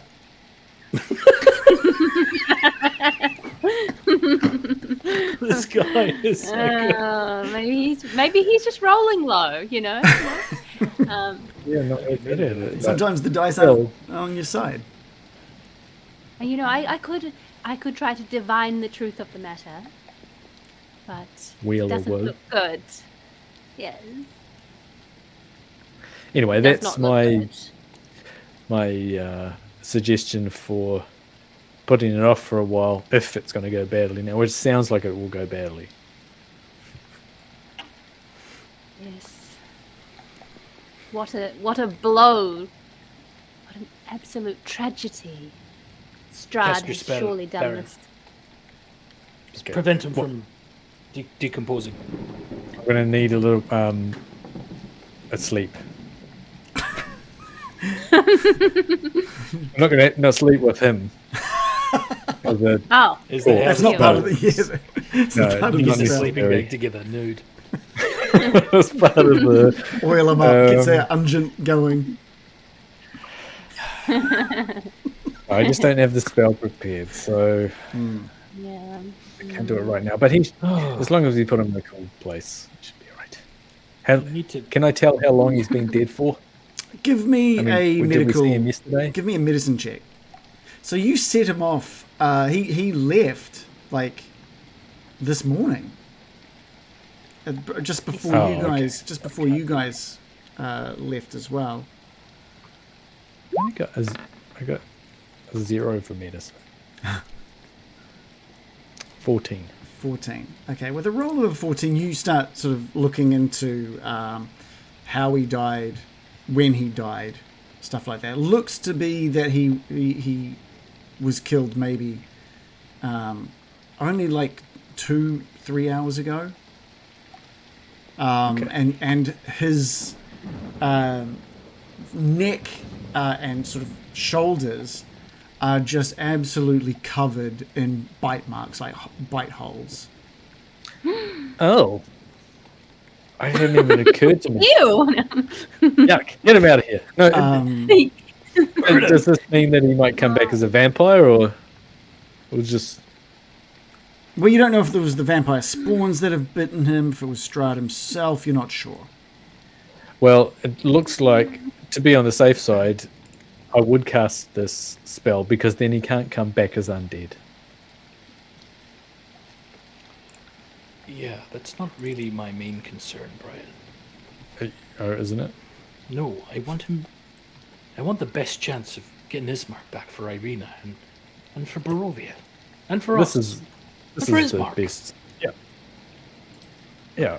I think this is the only chance. Otherwise he comes back as a complete, who knows, what, evil. Ever seen the movie Pet Sematary? Yes. Ever seen the movie? Yeah. Well, that's what I'm thinking. I'm thinking of Dimitri's son. He's been dead for hours. That means Bill's spell will not work on him. No. One of Bill's spells wouldn't work. He's got another one that would work. So he's got Revivify, which needs to happen within the minute, or he's also got Raise Dead, which is a longer period of time. And I might add that I have a very fun spell. I actually think it's quite cute, quite quirky, can give someone a new lease, an unexpected plot twist in their life, and it may reincarnate them into someone else. So that could be fun for everyone. Oh, okay. What's that? Sounds good. Don't even entertain the idea. Reincarnate, and don't judge it, Morley. Reincarnate. Could be a great boon in one's life. Do you have to have the body, or does it magically appear? Well, I touched the body, and the magic fashions a new body for them of mysterious origin. Okay. No, absolutely not. We can't be doing that. Also, it's weird that 2 of our party can bring this guy back to life, but the one who can't is the necromancer.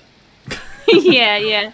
He can only do a bad job of it. I mean, he can turn into a skeleton. It's the necro part that's more of a mancer. Yeah, I'm a necromancer. But, also wizards, they can't do any sort of healing thing at all, except for that one weird life transference thing that I did on Morris. Which is never going to do again. He's not proud of that one. Grab my staff. Yeah. We all remember. Still possibly my most favourite moment, I think. I enjoyed it very much. Grab my staff. My wife spirit gushes out over onto it. I got him over the back, I think. Now, so just to change the subject, reincarnate. Yeah. So he could come back as something amazing like a gnome. Exactly, you get it. It's a very playful spell, and it really could reinvigorate one's entire life experience. I don't think it's to be a negative. They retain their memories, and it's a new lease on life, quite literally. So don't judge it, Morley. I think Morley would be really angry at these suggestions because he's in quite a lot of grief and thinking about what it's going to do to Irina, and he'd be like, "No, you get away from him with your dark magic." It's not dark. Green magic. Well, I mean, I think either way, I can put him on ice if you don't want to decide right now, and then you can decide possibly with Irina later on. But if I don't put him on ice, your chances get thinner and thinner. Chances get thin? Yes. Lower? Yes, they do. Okay. They can get fat, so... Fat chance, yeah. Exactly. Thin chance. Well, a fat chance is used to describe a thin chance, isn't it? Yeah. That's true. Raven So maybe a thin chance means it's very likely. Yeah, A skinny chance. There's a thinner amount of chance and a wider amount of certainty. Ah. Like you've got a fat certainty. The opposite to it. Well, I think that he's screwed now. If we take our Thanks, own Doc. the way that we're deciding this, we're starting to talk about. I'm being really being emotional. This trauma of Ismark being dead here. So we all process it in different ways, Morley. I think you need to stop the rot. Okay. I think you need to do that regardless. So are we going to have a long rest? When are we going to do this? I can do it after our next long rest. Because it's only maybe 2 o'clock in the afternoon at this point. Okay, can we put him in a box or something like that, and I'll get the skeletons to carry him? I mean, a box is normal for dead people. Yeah, there's enough sort of wood and stuff around get Bill on here at this point that Bill could fashion and put to his test this how good he is at this coffin making. He sweats his way through making a coffin. Can we roll for it? We have to, right? We have to. Yeah. So disrespectful. We are crying the entire time. I'm going to be like the Ghanaian coffin dancers, isn't it? By the end of it, with a poorly made shoddy coffin that spills open. Yeah. I would like to think that canonically, what's happening is that the rain is hiding any tears that are just flowing. That you're finding it very hard to hold back and decide on exactly what needs to happen. Morley's lungs still burning from that the amount of effort he's put into getting Ismark in front of the Abbot, and the uncertainty hitting Morley, now that the Abbot and everyone is explaining that maybe right now is not the right time. I want to say American's dealing with her anger in a very unhealthy way and just like punching the ground dramatically and stuff. I feel like that's what she's doing. Okay. Just like screaming into the wind. We've got 2 screamers going on. Yeah. And I've just become introverted and analytical. Ugh. Yeah. No, that's cool. That's cool. I think Bill doing. Bill, what are we like like that wet look? Yeah. He like flicks his fringe over with his hands, like, yeah. And there's like you can see just the glinting blue, smouldering look on his eyes, but you can clearly make out the channels of tears running down his cheeks despite the rain. Yeah, and he flicks his cape out dramatically and drops fly off it as the camera zooms around him. What does that mean? Drops fly? Oh, It just means fly drops off it. fly It off doesn't his- drops off of fly. his cape. Oh, I thought that was a slang. Like Oh a my TikTok god, slang, no! Like a slut drop or something. I thought that's what it was. Flying. What? Drops I fly. thought he was like opening his fly for some reason. He's dropping No, fly. you're ruining it. No, I I mean, thought fly meant you like mean pretty brown fly for a trousers. white guy. No. Oh, right. And do it. in honor of Ismark just takes a shit behind the abbey. Well, No. you know, No. the Abbot does something horrendous as well. We could do a survival roll from Bill. That seems to be the thing that would be like building, right? Survival. Can I Yeah. help him at least? Like, I don't know. We can- It seems wrong to just let like one of us do it while the rest of us just stand around. Sure. I mean, like, how many people does it take to build a coffin? I mean, probably a couple. Whole village. Quite. Whole village. We'll You say need that you can definitely help obtain the parts needed with Bill, but Bill rolled a 16 plus 5, creating honestly a better coffin than what Ismark's father was in. Now that you're looking at it, Oh, it is that's nice. It's ironic. it is actually better. Ismark would have built the coffin for his old man. Yeah, it was. It was. He's gonna be so embarrassed when he wakes up. Oh, I like it. You're talking like he's coming back. That's great. Anyway, so you've built cute. this. So you've built this.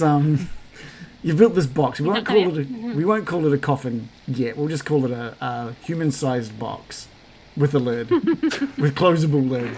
Yes, put him in the human-sized box. Put his That corpse sounds in the... like that would be like the AliExpress name for the listing of the coffin. Human-sized box, large timber frame. Yeah, Yeah. Does it have flared? Person-sized. corpse-sized. It's flared like on the down bit over the shoulders, or is it just like a square box? You tell me. What would you Bill? tell me. You were the one who rolled a 21. Did he manage to get the flare in or not? With Is it just 21, square, like rectangular? Is it? yeah, it's like a perfect fit for Ismark as well. And does Ismark have his greatsword with him? Is he going to like have it like that with the He hook up ear and the he's blade down the he's bottom? weaponless. He was delivered to you completely weaponless. They just returned the body. Can we just loot the body real quick? Oh my god! See what he's got in his pockets? I'm kidding. So Just a he's, photo of you lot. Just a. Aww. Look, that's us. My best buds. Written on the back. yeah. Shit. yeah, I like gonna- how canonically he shit himself as well. So it's like in a sarcophagus, right? Like a beautifully made Yeah. sarcophagus. Yeah, and And- Bill's built it so that like there's like little channels for his arms and legs to go into, just like using little bits Oh. of wood just to make sure he doesn't like spill everywhere. So Okay, and it's like velvet Maybe jelly. lined. yeah, let's say it's velvet. Let's not go lined. crazy, okay? All right. I Yeah, I wanna- like I wanna in a take- nutshell. Sorry, carry on. I just want to take Ismark's jacket off him and fold it up and kind of roll it and use it as a little cushion and pop his head down on it and then just like move his head to the side and lower his eyelids.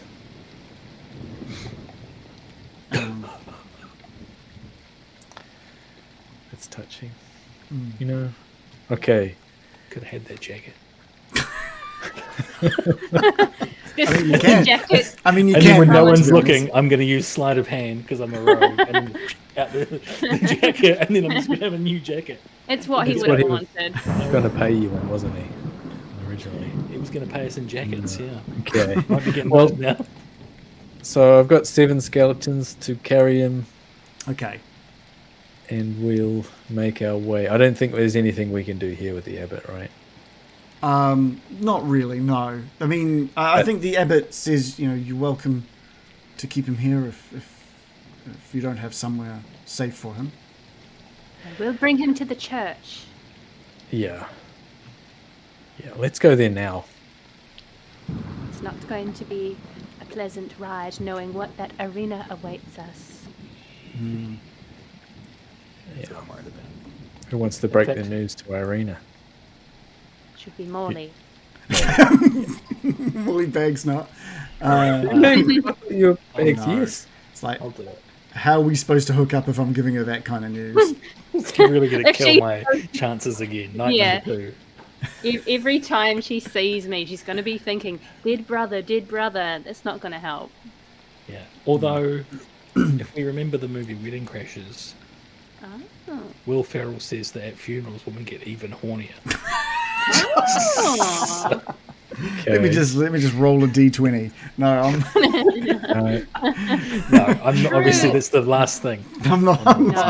I literally wouldn't allow it, so it's okay. But if it happens, it happens. Look, if it happens, if it's what the character, if it's written into the book, if it happens to remind her that life is fleeting and that we must grasp every moment we have, then that's what happens. Just talk about satyrs or something. Bring that up.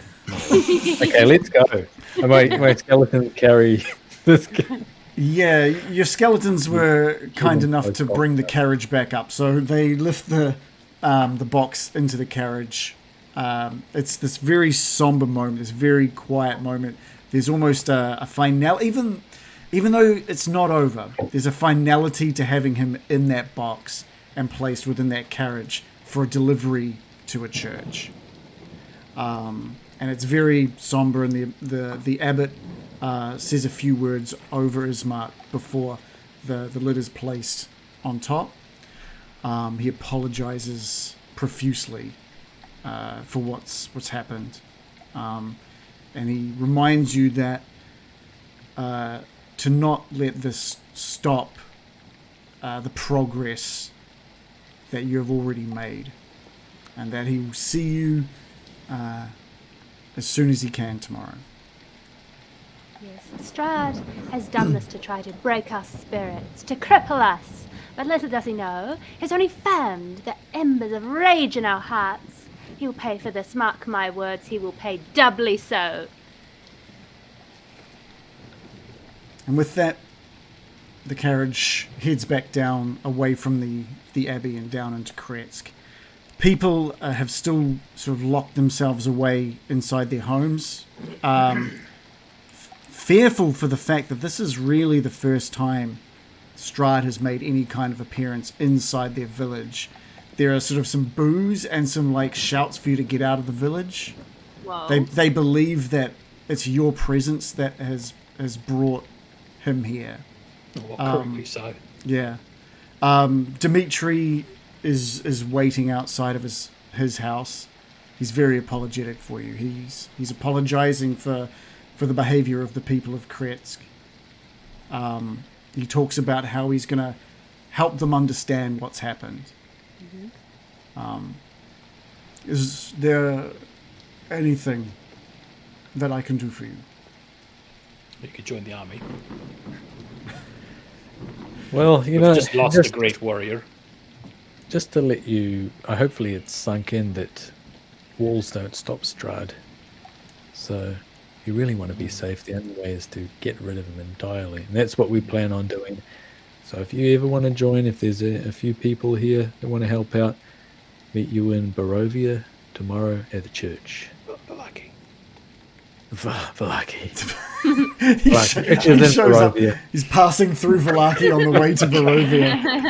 Don't go to the town of Barovia because you will probably be killed on the way. Like his mate was. Yeah. Yeah. I think that's good. We could just leave that to sit with him. Should we do a persuasion roll or something? Yeah, give me a persuasion roll very much with advantage after everything that's happened here. Actually, can I place my hand on Baron Byram's shoulder to give him guidance with his words? Oh, okay. Do I get a bonus with guidance? Yes, a d4. Oh. I've rolled a 3. So you can add that to your roll. Here's my persuasion. I get a +6 for persuasion.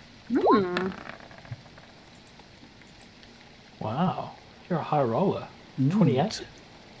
No, 20. 24 +3.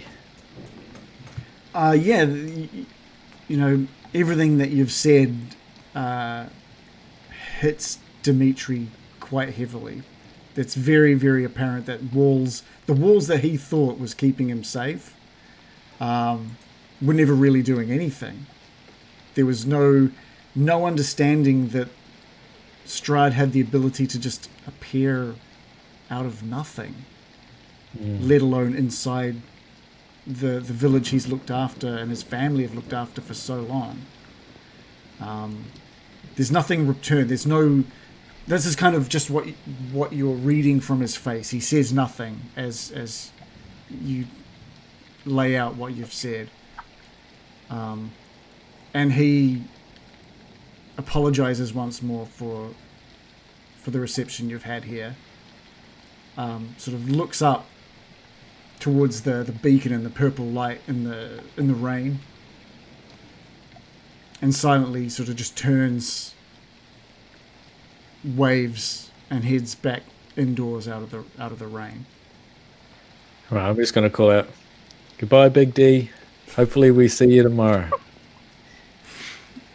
And the guards kind of open up the gates and wave you, beckon you towards them.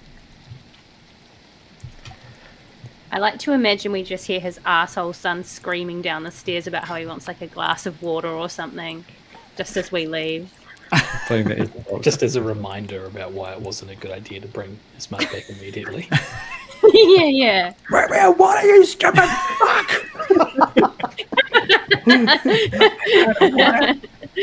Yeah, he just hangs his head and turns. Yeah. Okay, is it Evian? Ugh. Just even not attention.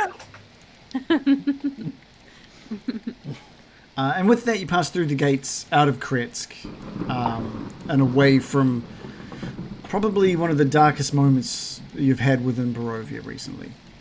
Maybe ever in Barovia. Before we continue, what are the party feel? What is the party feeling towards Strahd right now? Just individually. So Morley, what is on Morley's mind in regards to Strahd and Ismark in the carriage behind you? The plans that are unraveling. How confident? What's he thinking? Just a burning, quiet rage. I think it's a dangerous time for Morley, because Morley would be unlikely to listen to reason or follow a plan at this point, and he's thinking about how Strahd has taken someone that was close to him, but also the most important person in the world, to someone who's really important to Morley again with Irena. So he just wants just nothing but retribution, and like happy to die in pursuit of it. Can you give me a Constitution throw? He's not going to throw up with grief, is he? No. I will kind of. I'll be getting each of you to do this. This is basically. No, the IBS is getting passed on to someone else. I just want you to do with that role whether it's. It doesn't have to be right now. This is just an idea of how Morley is handling his own personal situation. So 14 plus 1 for 15. Okay, cool. Murican, what's Murican feeling? Probably just head abuzz with just angry schemes and just fantasies of just like killing Strahd and giving him what he deserves, and like just not thinking straight either, just rage clouding her thoughts. Okay. Just the image of Ismark burned into her head, and just like grief, but also intense anxiety about like, well, if he doesn't get revived soon, is he going to get revived? Is he going to be dead forever? And things like that. Give me a Constitution throw as well, please. Okay, a saving throw? Just a standard Constitution. Oh, yeah, I think that's only a saving throw, right? So what am I doing? A Constitution saving throw? Yeah. Okay. We get a +1 on that because of the Blessing of Argynvost. But I've rolled quite poorly for a 5 + 3. So again, I want you to the idea of this role is kind of how in control, how in control of your own emotions you are. So how well you're able to fight against them. So it's the same for you, Morley. 15 for Morley, 8 for American. So and I'll just use that however you want to use that. I'm not going to dictate anything. Just something to help you. And Baron, what's the Baron thinking? I think the Baron is thinking that Strahd is, really cold-blooded. He's normally, in the past though, he's been kind of tried to be a class act. He's trying to invite people along. He's trying to, cajole them, manipulate them. But this time, I think we're getting to him, and he's cracked. He thinks it's a game until he gets bested, right? Yeah, and he's actually showing that he's been broken or pushed into a corner, and so he's resorted to this kind of uncouth violence. He tries to be a cool count, but you heard it here. He's uncouth. He's uncouth. He's uncool. Tried to be a cool count. Unfortunately, he's just an uncool count. That's right. So I think, I'm really shaken by the death of our friend, but it's actually, in some weird way, is making me think that we can get him. Okay. Give me a Constitution saving throw. This is going to be sort of your roll's a bit more clear on the two sides. Obviously, a high roll means you're closer to that confidence about getting him. A low roll would be a bit more broken by Ismark's passing. It is a 19. 19, nice and high. Do with that whatever you want to do. I'm not going to dictate anything specific, but I think it makes sense with everything you've laid out. What about Bill? I can't He's just ask. sweaty. He's very sweaty. I might ask Bill when he gets back next week. I don't want to sort of. He's just happy about the coffin job, isn't he? Yeah, he's like, dear friend, coffin's pretty good. It's cool. Yeah, if this whole Strahd thing falls through, he's got a vocation. Yeah, Morning Lord was a carpenter, I hear.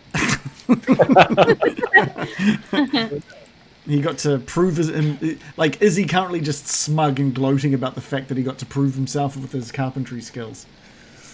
No, I think he's mourning handsomely. Yeah. What could have been really interesting is if John was here today for this session, is if John was like, Bill would want to revive him now, and with Bill's inability to take no for an answer, that could have been very interesting. So maybe it's good. I don't know. Maybe it's interesting. Although Bill is a very cautious fella at the end of the day. Yeah, he is. How about you guys for this moment? Describe to me what the 2-hour trek back to Vallaki looks like. Obviously, Screaming these two. Apparently, screaming continue. Obviously, American, there's a dozen spiders waiting for you at the bottom of this hill out of Kretsk. Forgot about that. And then you've got I'd say the low constitution roll makes her a bit frazzled with them, and they're a bit confused and think that she's angry with them for some reason, and doesn't go that well. What happens? What do you mean by doesn't go well? What does that look like? I just think they feel a bit scared of her. Oh, okay. They feel intimidated and a bit frightened of like her sort of like the way she's moving and talking is just like scaring them. Okay. So you get these all out of their sort of hidey holes in the trees, and they're back on the road behind the carriage as you head east back towards Vallaki. I'm just going to sort of pinpoint a few things as you head east. You know, you move your way past the area where the tracks, you know to be werewolf tracks, head into the tree line just before the bridge out on your way back, the sort of the crossroads back. You cross the bridge, move past the crossroads, and see the sign towards the Wizards of Wine winery. You continue and move past the destroyed tower on the lakeside. You continue past, and the partially buried wereraven that was half eaten on your way here the body's no longer there. It's been what you think it's been retrieved by the wereraven and his friends. The Svalich Woods remind you, just with every few minutes, just the howls of these wolves from either side of you, and you think back to almost perishing on the journey to the Argynvost hole with the skull on the stolen wagon. You head back. You get to the crossroads again with the bridge to the east, heading back to Vallaki, and just the hoof steps on the bridge really cutting the silence from within the carriage. You get to a point where the path splits off and heads south to the Vistani camp, and there's thoughts of what needs to happen there if you want to bring them on board. American, how are you feeling about even what's her thought process in regards to the Vistani at this point and the Dusk Elves? Is she thinking about it? Is it? I think probably not thinking about it right now. All she's thinking is the dreadful conversation with Irina at the church and what that's going to be like. The thought of how those Dusk Elves might be removed from the servitude of the Vistani, how the Vistani might take it, what could end up being a lot of fighting and possible death, just sort of is pushed aside for now, with the concern of what it's going to be like when the doors to the church open.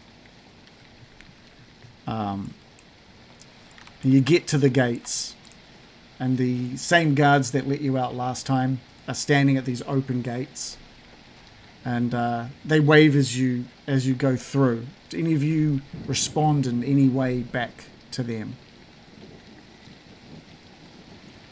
No, just a silence. And it's only a few minutes more in the carriage before you find yourselves outside the church. The rain feels heavier on you at this point in time. The sound of it. Sorry? I'm ruining everything. Your monologue is so good. No, that's good. Yeah. Okay. I was going to say I know what you were going to say. Imagine if we had to talk to Greg right now. I was going to have Greg there, and then I just went, I can't. Make it have a sun sword straight off his head. Yeah. I was 100% going to have Greg there, and then I thought better of it the more I was talking. But yeah, the rain feeling heavier on you, and your wet clothing just feeling like it's just adding to the weight. The weight of Barovia right now is feeling heavier and darker than ever before. It doesn't help that you've arrived just as the sun behind the clouds has set. And you're left just silently, just with the sound of the horses breathing, neighing, just left outside with the dread of the next moments. I think I'm just going to get, without saying a word to anyone, I'm just going to slowly dismount the wagon and start walking inside to do what needs to be done. Okay.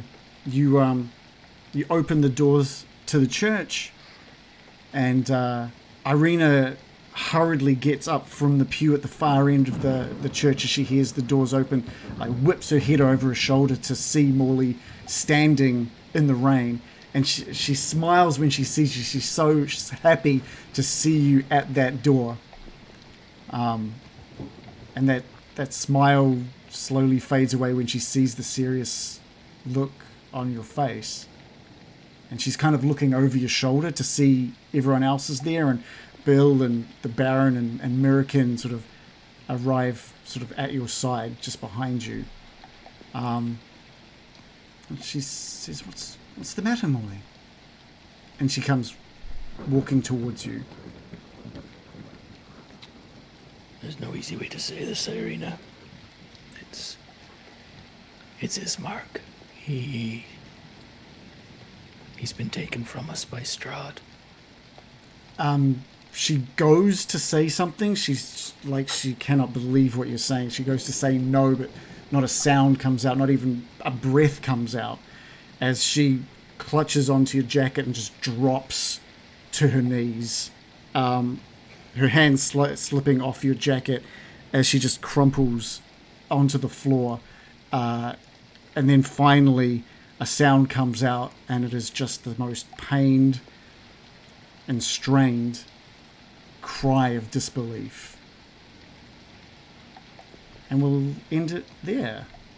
I reckon we'll end it there for tonight. Oh.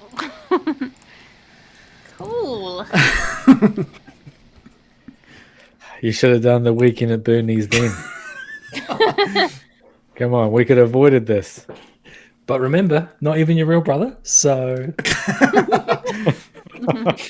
in a way, it's almost like a stranger. Inconsequential. And we're planning on bringing him back as a gnome. Or a Tita. No, not a Tita. He comes back as a centaur. Ah. No. No. I would veto that straight away. He would be very happy.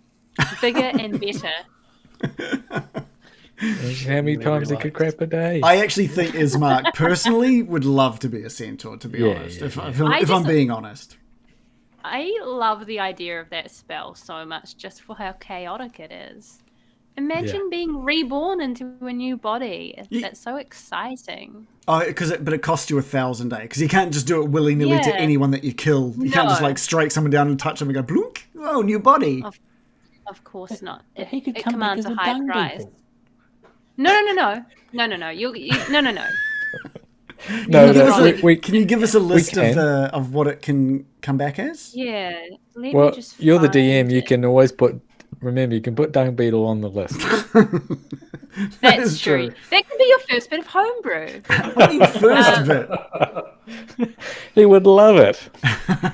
So basically the table gives you, I think, 20 options. So I'll just read them out. And they're just the D&D races, really. Dragonborn, Hill Dwarf, Mountain Dwarf, Dark Elf, High Elf, Wood Elf, Forest Gnome, Rock Gnome, Half Elf, Half Orc, a Lightfoot Halfling, a Stout Halfling, a Human, or a Tiefling. So that's what you can come back as. It's like no female Dusk Elf. A very fertile female Dusk Elf. Could he come back as? A new plan. We're going to use Ismark as a distraction with the Dusk Elf males. I don't think you change sex, but that would be pretty fun. And you retain your former life and experiences. So, like, you're not, like, just reborn with, like, no idea if anything. Who am I? Yeah. You remember your old life. It's like one of those body swap movies. Yeah, it's so fun. Big. Yeah. Big. Yeah. Just become the big Ismark. Yeah, well. This with a job on Wall Street or something. The Burgermaster is going back to school. Like tequila would be the thing. It was popular in the 80s. Yes. Good I think it's good. By the way, I think it'd be good. It's 14 different races to be exact. But he's got a chance of coming back as human. But I just think wouldn't it be more fun to have, I don't know, a dragonborn just running around. Yeah.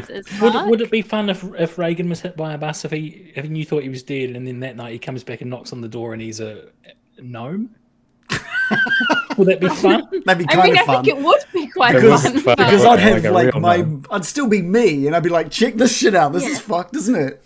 You're like, it's me. He comes up to my knee. Oh, it would be fun. I'd jump up on a knee. I like that movie. Why is he doing that? Goblins. It's just, it's what gnomes do. It's what gnomes do. Oh my god, he's part gnome already then. The stars. Exactly. But I think it's fun.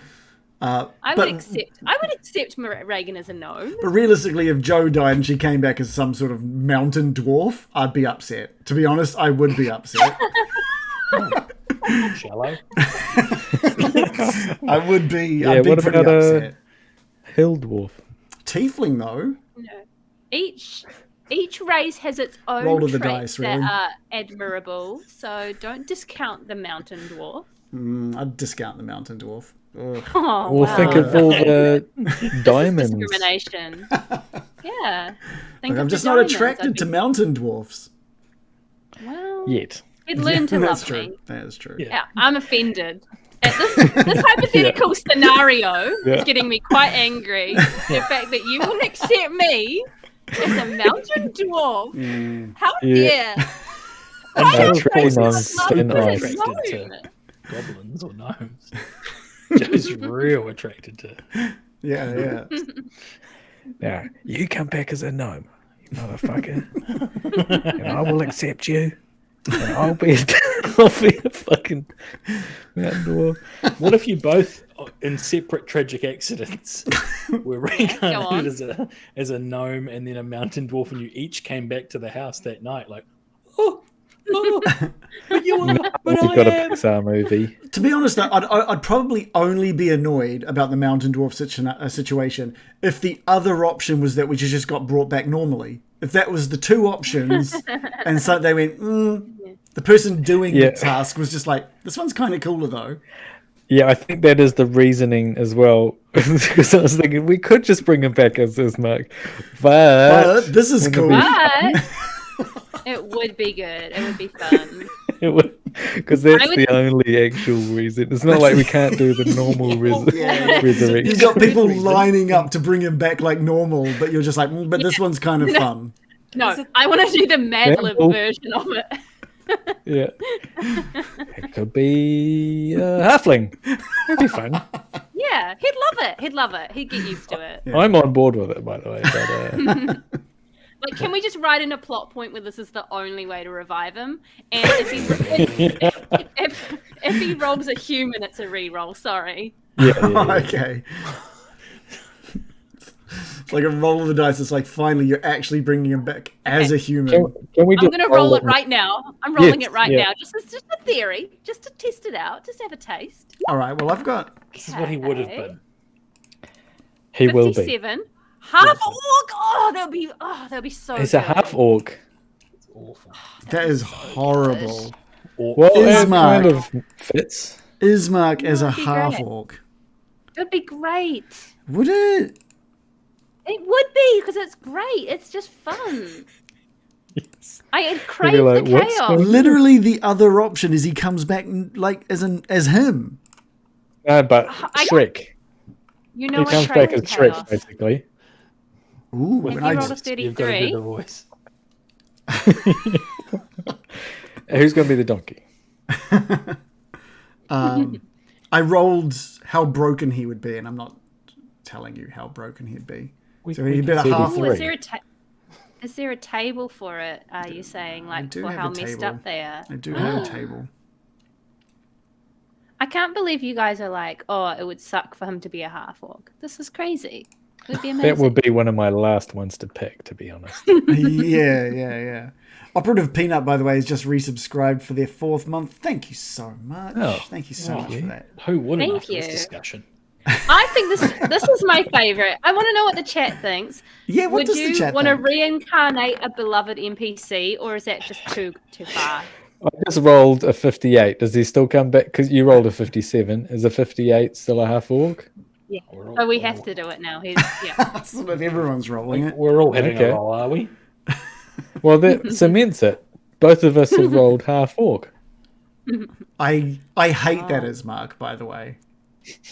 You'll grow to love him. It's like change is scary, but your wife is now a mountain dwarf. He would bring a lot of amazing things to the table as a half orc, and I think we'd all learn and grow with him. This is worse than the car. This conversation. What if it came back as an orange car? No, we came back as a car. Well, it's on the table now. I'm going to put that on the table. Orange car. You can drive if around you roll inside his mind. If you roll a 35, then he has an orange car. That would actually... You can drive him, though. Ride him around. Yeah, he's like an Autobot. So, you've rolled a 35. What is that on the actual table? Yeah, what's a 35? That would be a wood elf. He would be stoked. That would be closer to what? What are you all doing? Have you all lost your mind? This is a terrible, tragic moment. The death of a beloved NPC that means so much to our party, so much to extended members of our party. And you're like, oh my god, let's bring him back as a fucking warthog. And wouldn't it be cool if he could fucking fly and if he could suck his own dick? And he could magic and like shit. Wait. Rolling around and shit all the time. Oh, he'd love it. What was that middle one? Is it the orc? Is it the orc or the wood elf that sucks their own dicks? I'm not sure. I'm trying to figure out which one. Actually, yeah, that's probably the orc. That's probably the orc, to be honest. No. But the wood elf is very elegant. Hunched over in the corner. Yeah. Legs over his head. Yoga style. Just trying anything just to get it in his mouth. Oh, horrible. Okay, I rolled again. A 22. What is that? Yes, that would be a dark elf. But I'm enjoying how upset this is making Adam. Look, to be honest, I love that Adam is taking the death of his mark more seriously. I'm glad I would be a broken DM if no one was taking it seriously. No, we're taking it seriously. No, you're rubbing your hands together. Opportunity not. He's sucking his own dick or something. I can't remember who said that now. No, that was actually Adam saying that. So now who's not taking it seriously? Yeah, and the DM said that he'd shit himself when we looked in the sack. and also, Ismark would recall his former life and experiences, so you're implying that he tries to suck his own dick already. So... Well, no, as an orc, it's probably maybe a bit bigger. I just assume anyway. Oh, he can't help it. So he comes back as the satyr. Whacked in the face all the time. I'm just saying, my character's upset, but I like having fun scenarios in my head. Okay. Yeah. All right. Well, there's a reason the spell exists. It's because it's fun. Yeah. I don't know if it's existing for a dark piece like Curse of Strahd, but yeah, it does exist. No, it needs to be used. Good. Operative Peanut says, I think if the party has enough fun with it, then yes, without a doubt. Like, use it. Operative Peanut. If 2 out of 3 have enough fun out of it. Lark Kiwi says channel points to choose what he comes back at. So they're saying they should have the... Oh, get out of it. I'm sick of this pay-to-win culture we've got in there. Pay to elf. I just think it would be wonderful, an opportunity to flesh his character out, and it would be very cool. Okay. Yeah. Give him a little bit of material for his character to work through and become a deeper and more emotional NPC as a result. I like Cranky Yank in the chat was saying, just going back to which race would do that act. He's saying the wood elf would do way more yoga poses. Just saying. Exactly, I agree. Yeah. I'm going around to it. I think the wood elf would. What about a high elf? Probably not. He wouldn't do that. Yeah, no way. He wouldn't even want anyone else doing it either. He's just like, it'd be beneath him. Oh no. Okay, well, this is what D&D has become. And I support it. I'm happy about it, actually. I would do a tier list on this, actually. What about... Oh, I thought you were talking about who would... I think that is what she's talking about, isn't it? Yeah, that is what I'm talking about. A tier list of which race would do that. I thought you were just talking about... Because that's one thing that a centaur is probably not going to be able to do. Oh my God, I can't believe we're still talking about this. Just fucking play the orange car. Let's get out of here. Okay, yeah. Let me just put up some links there. Some safer work links. The first is our Discord. Help you visualize that. Let me just weave the story with some gifts I found of Jesus. Here's some Rule 34 of some orcs and elves. There's a link to our Discord if you want to come and chat to us about which race do you think would flate itself? Just that. There's a link to our YouTube channel. I remember the heady days, Reagan, when you would caution us against showing a beer on stream in case Twitch shut us down, and now you're like ending the stream. Tell us, who do you think gives himself the best blowy? End of days. That's true. The best one. I didn't say the best. Yeah, that's a different. Nobody show a Heineken, but let's talk about this for fucking 25 minutes. I was just trying to get Dave to stop drinking. To be honest, I know what you're doing. Yeah, it's fine. There's a YouTube for if you want to see any of our previous stuff, and if you really like us, there's a link to our Patreon. You can come and join our Patreon. It's $4 a month. You get the sessions earlier than anybody else, and after 3 months you get a cool piece of art sent your way. And not the type of art that you might be thinking. Well, no, you never know. You never know. Well, Shannon, did you just promise to make some new Getting Dicey art for us? Some new cards. So excited. Unlockable cards. I reckon that you're really hitting a niche there. You're going to get a lot more Patreon. True. Yeah, that's true, actually. Speaking of the Patreon, I'm probably going to start as I start working on this homebrew. I might start putting more updates into the Patreon as well, so you'll only get the updates there. I think that's probably so. If you're part of the Patreon, blowy chart. it's one of the rollable tables.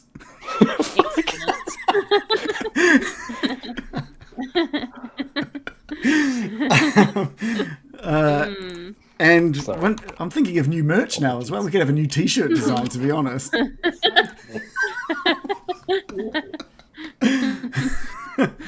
You're the one that brought it up, Adam. I just say. Yeah. You started this. It was a passing remark to illustrate how ridiculous this had become, and now it's the fucking focal point. It's the crux of the campaign, as it's all been heading towards.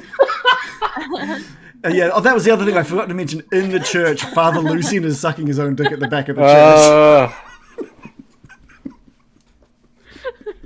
It's ruined it.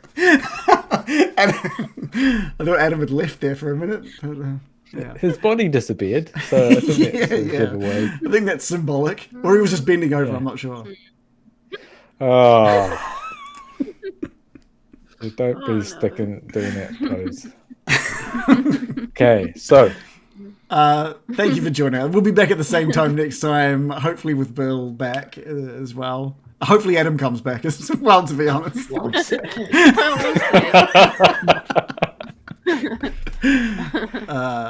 right, yeah, thank you guys. But I was going to just say one thing seriously, just for a minute. I was going to gift Adam inspiration, not for this current conversation, but for the fact that he was a bit more into the whole Ismark and getting into the emotion for it and really putting that into words for his character. Role play thing. Yeah. So if you don't have inspiration, you now have inspiration. I don't. I'll take it. Perfect. Great. And so, we'll be back at the same time next time. Thanks to you guys for playing. Thanks to everybody for watching. You guys have been awesome. Yeah. Oh. Just to round it off. It seems tame in comparison. Yes. All right. Good night, everybody. I've been seeing this every Monday almost for almost 3 years. I've been seeing this vehicle. Okay. Say goodnight, everyone. Bye-bye.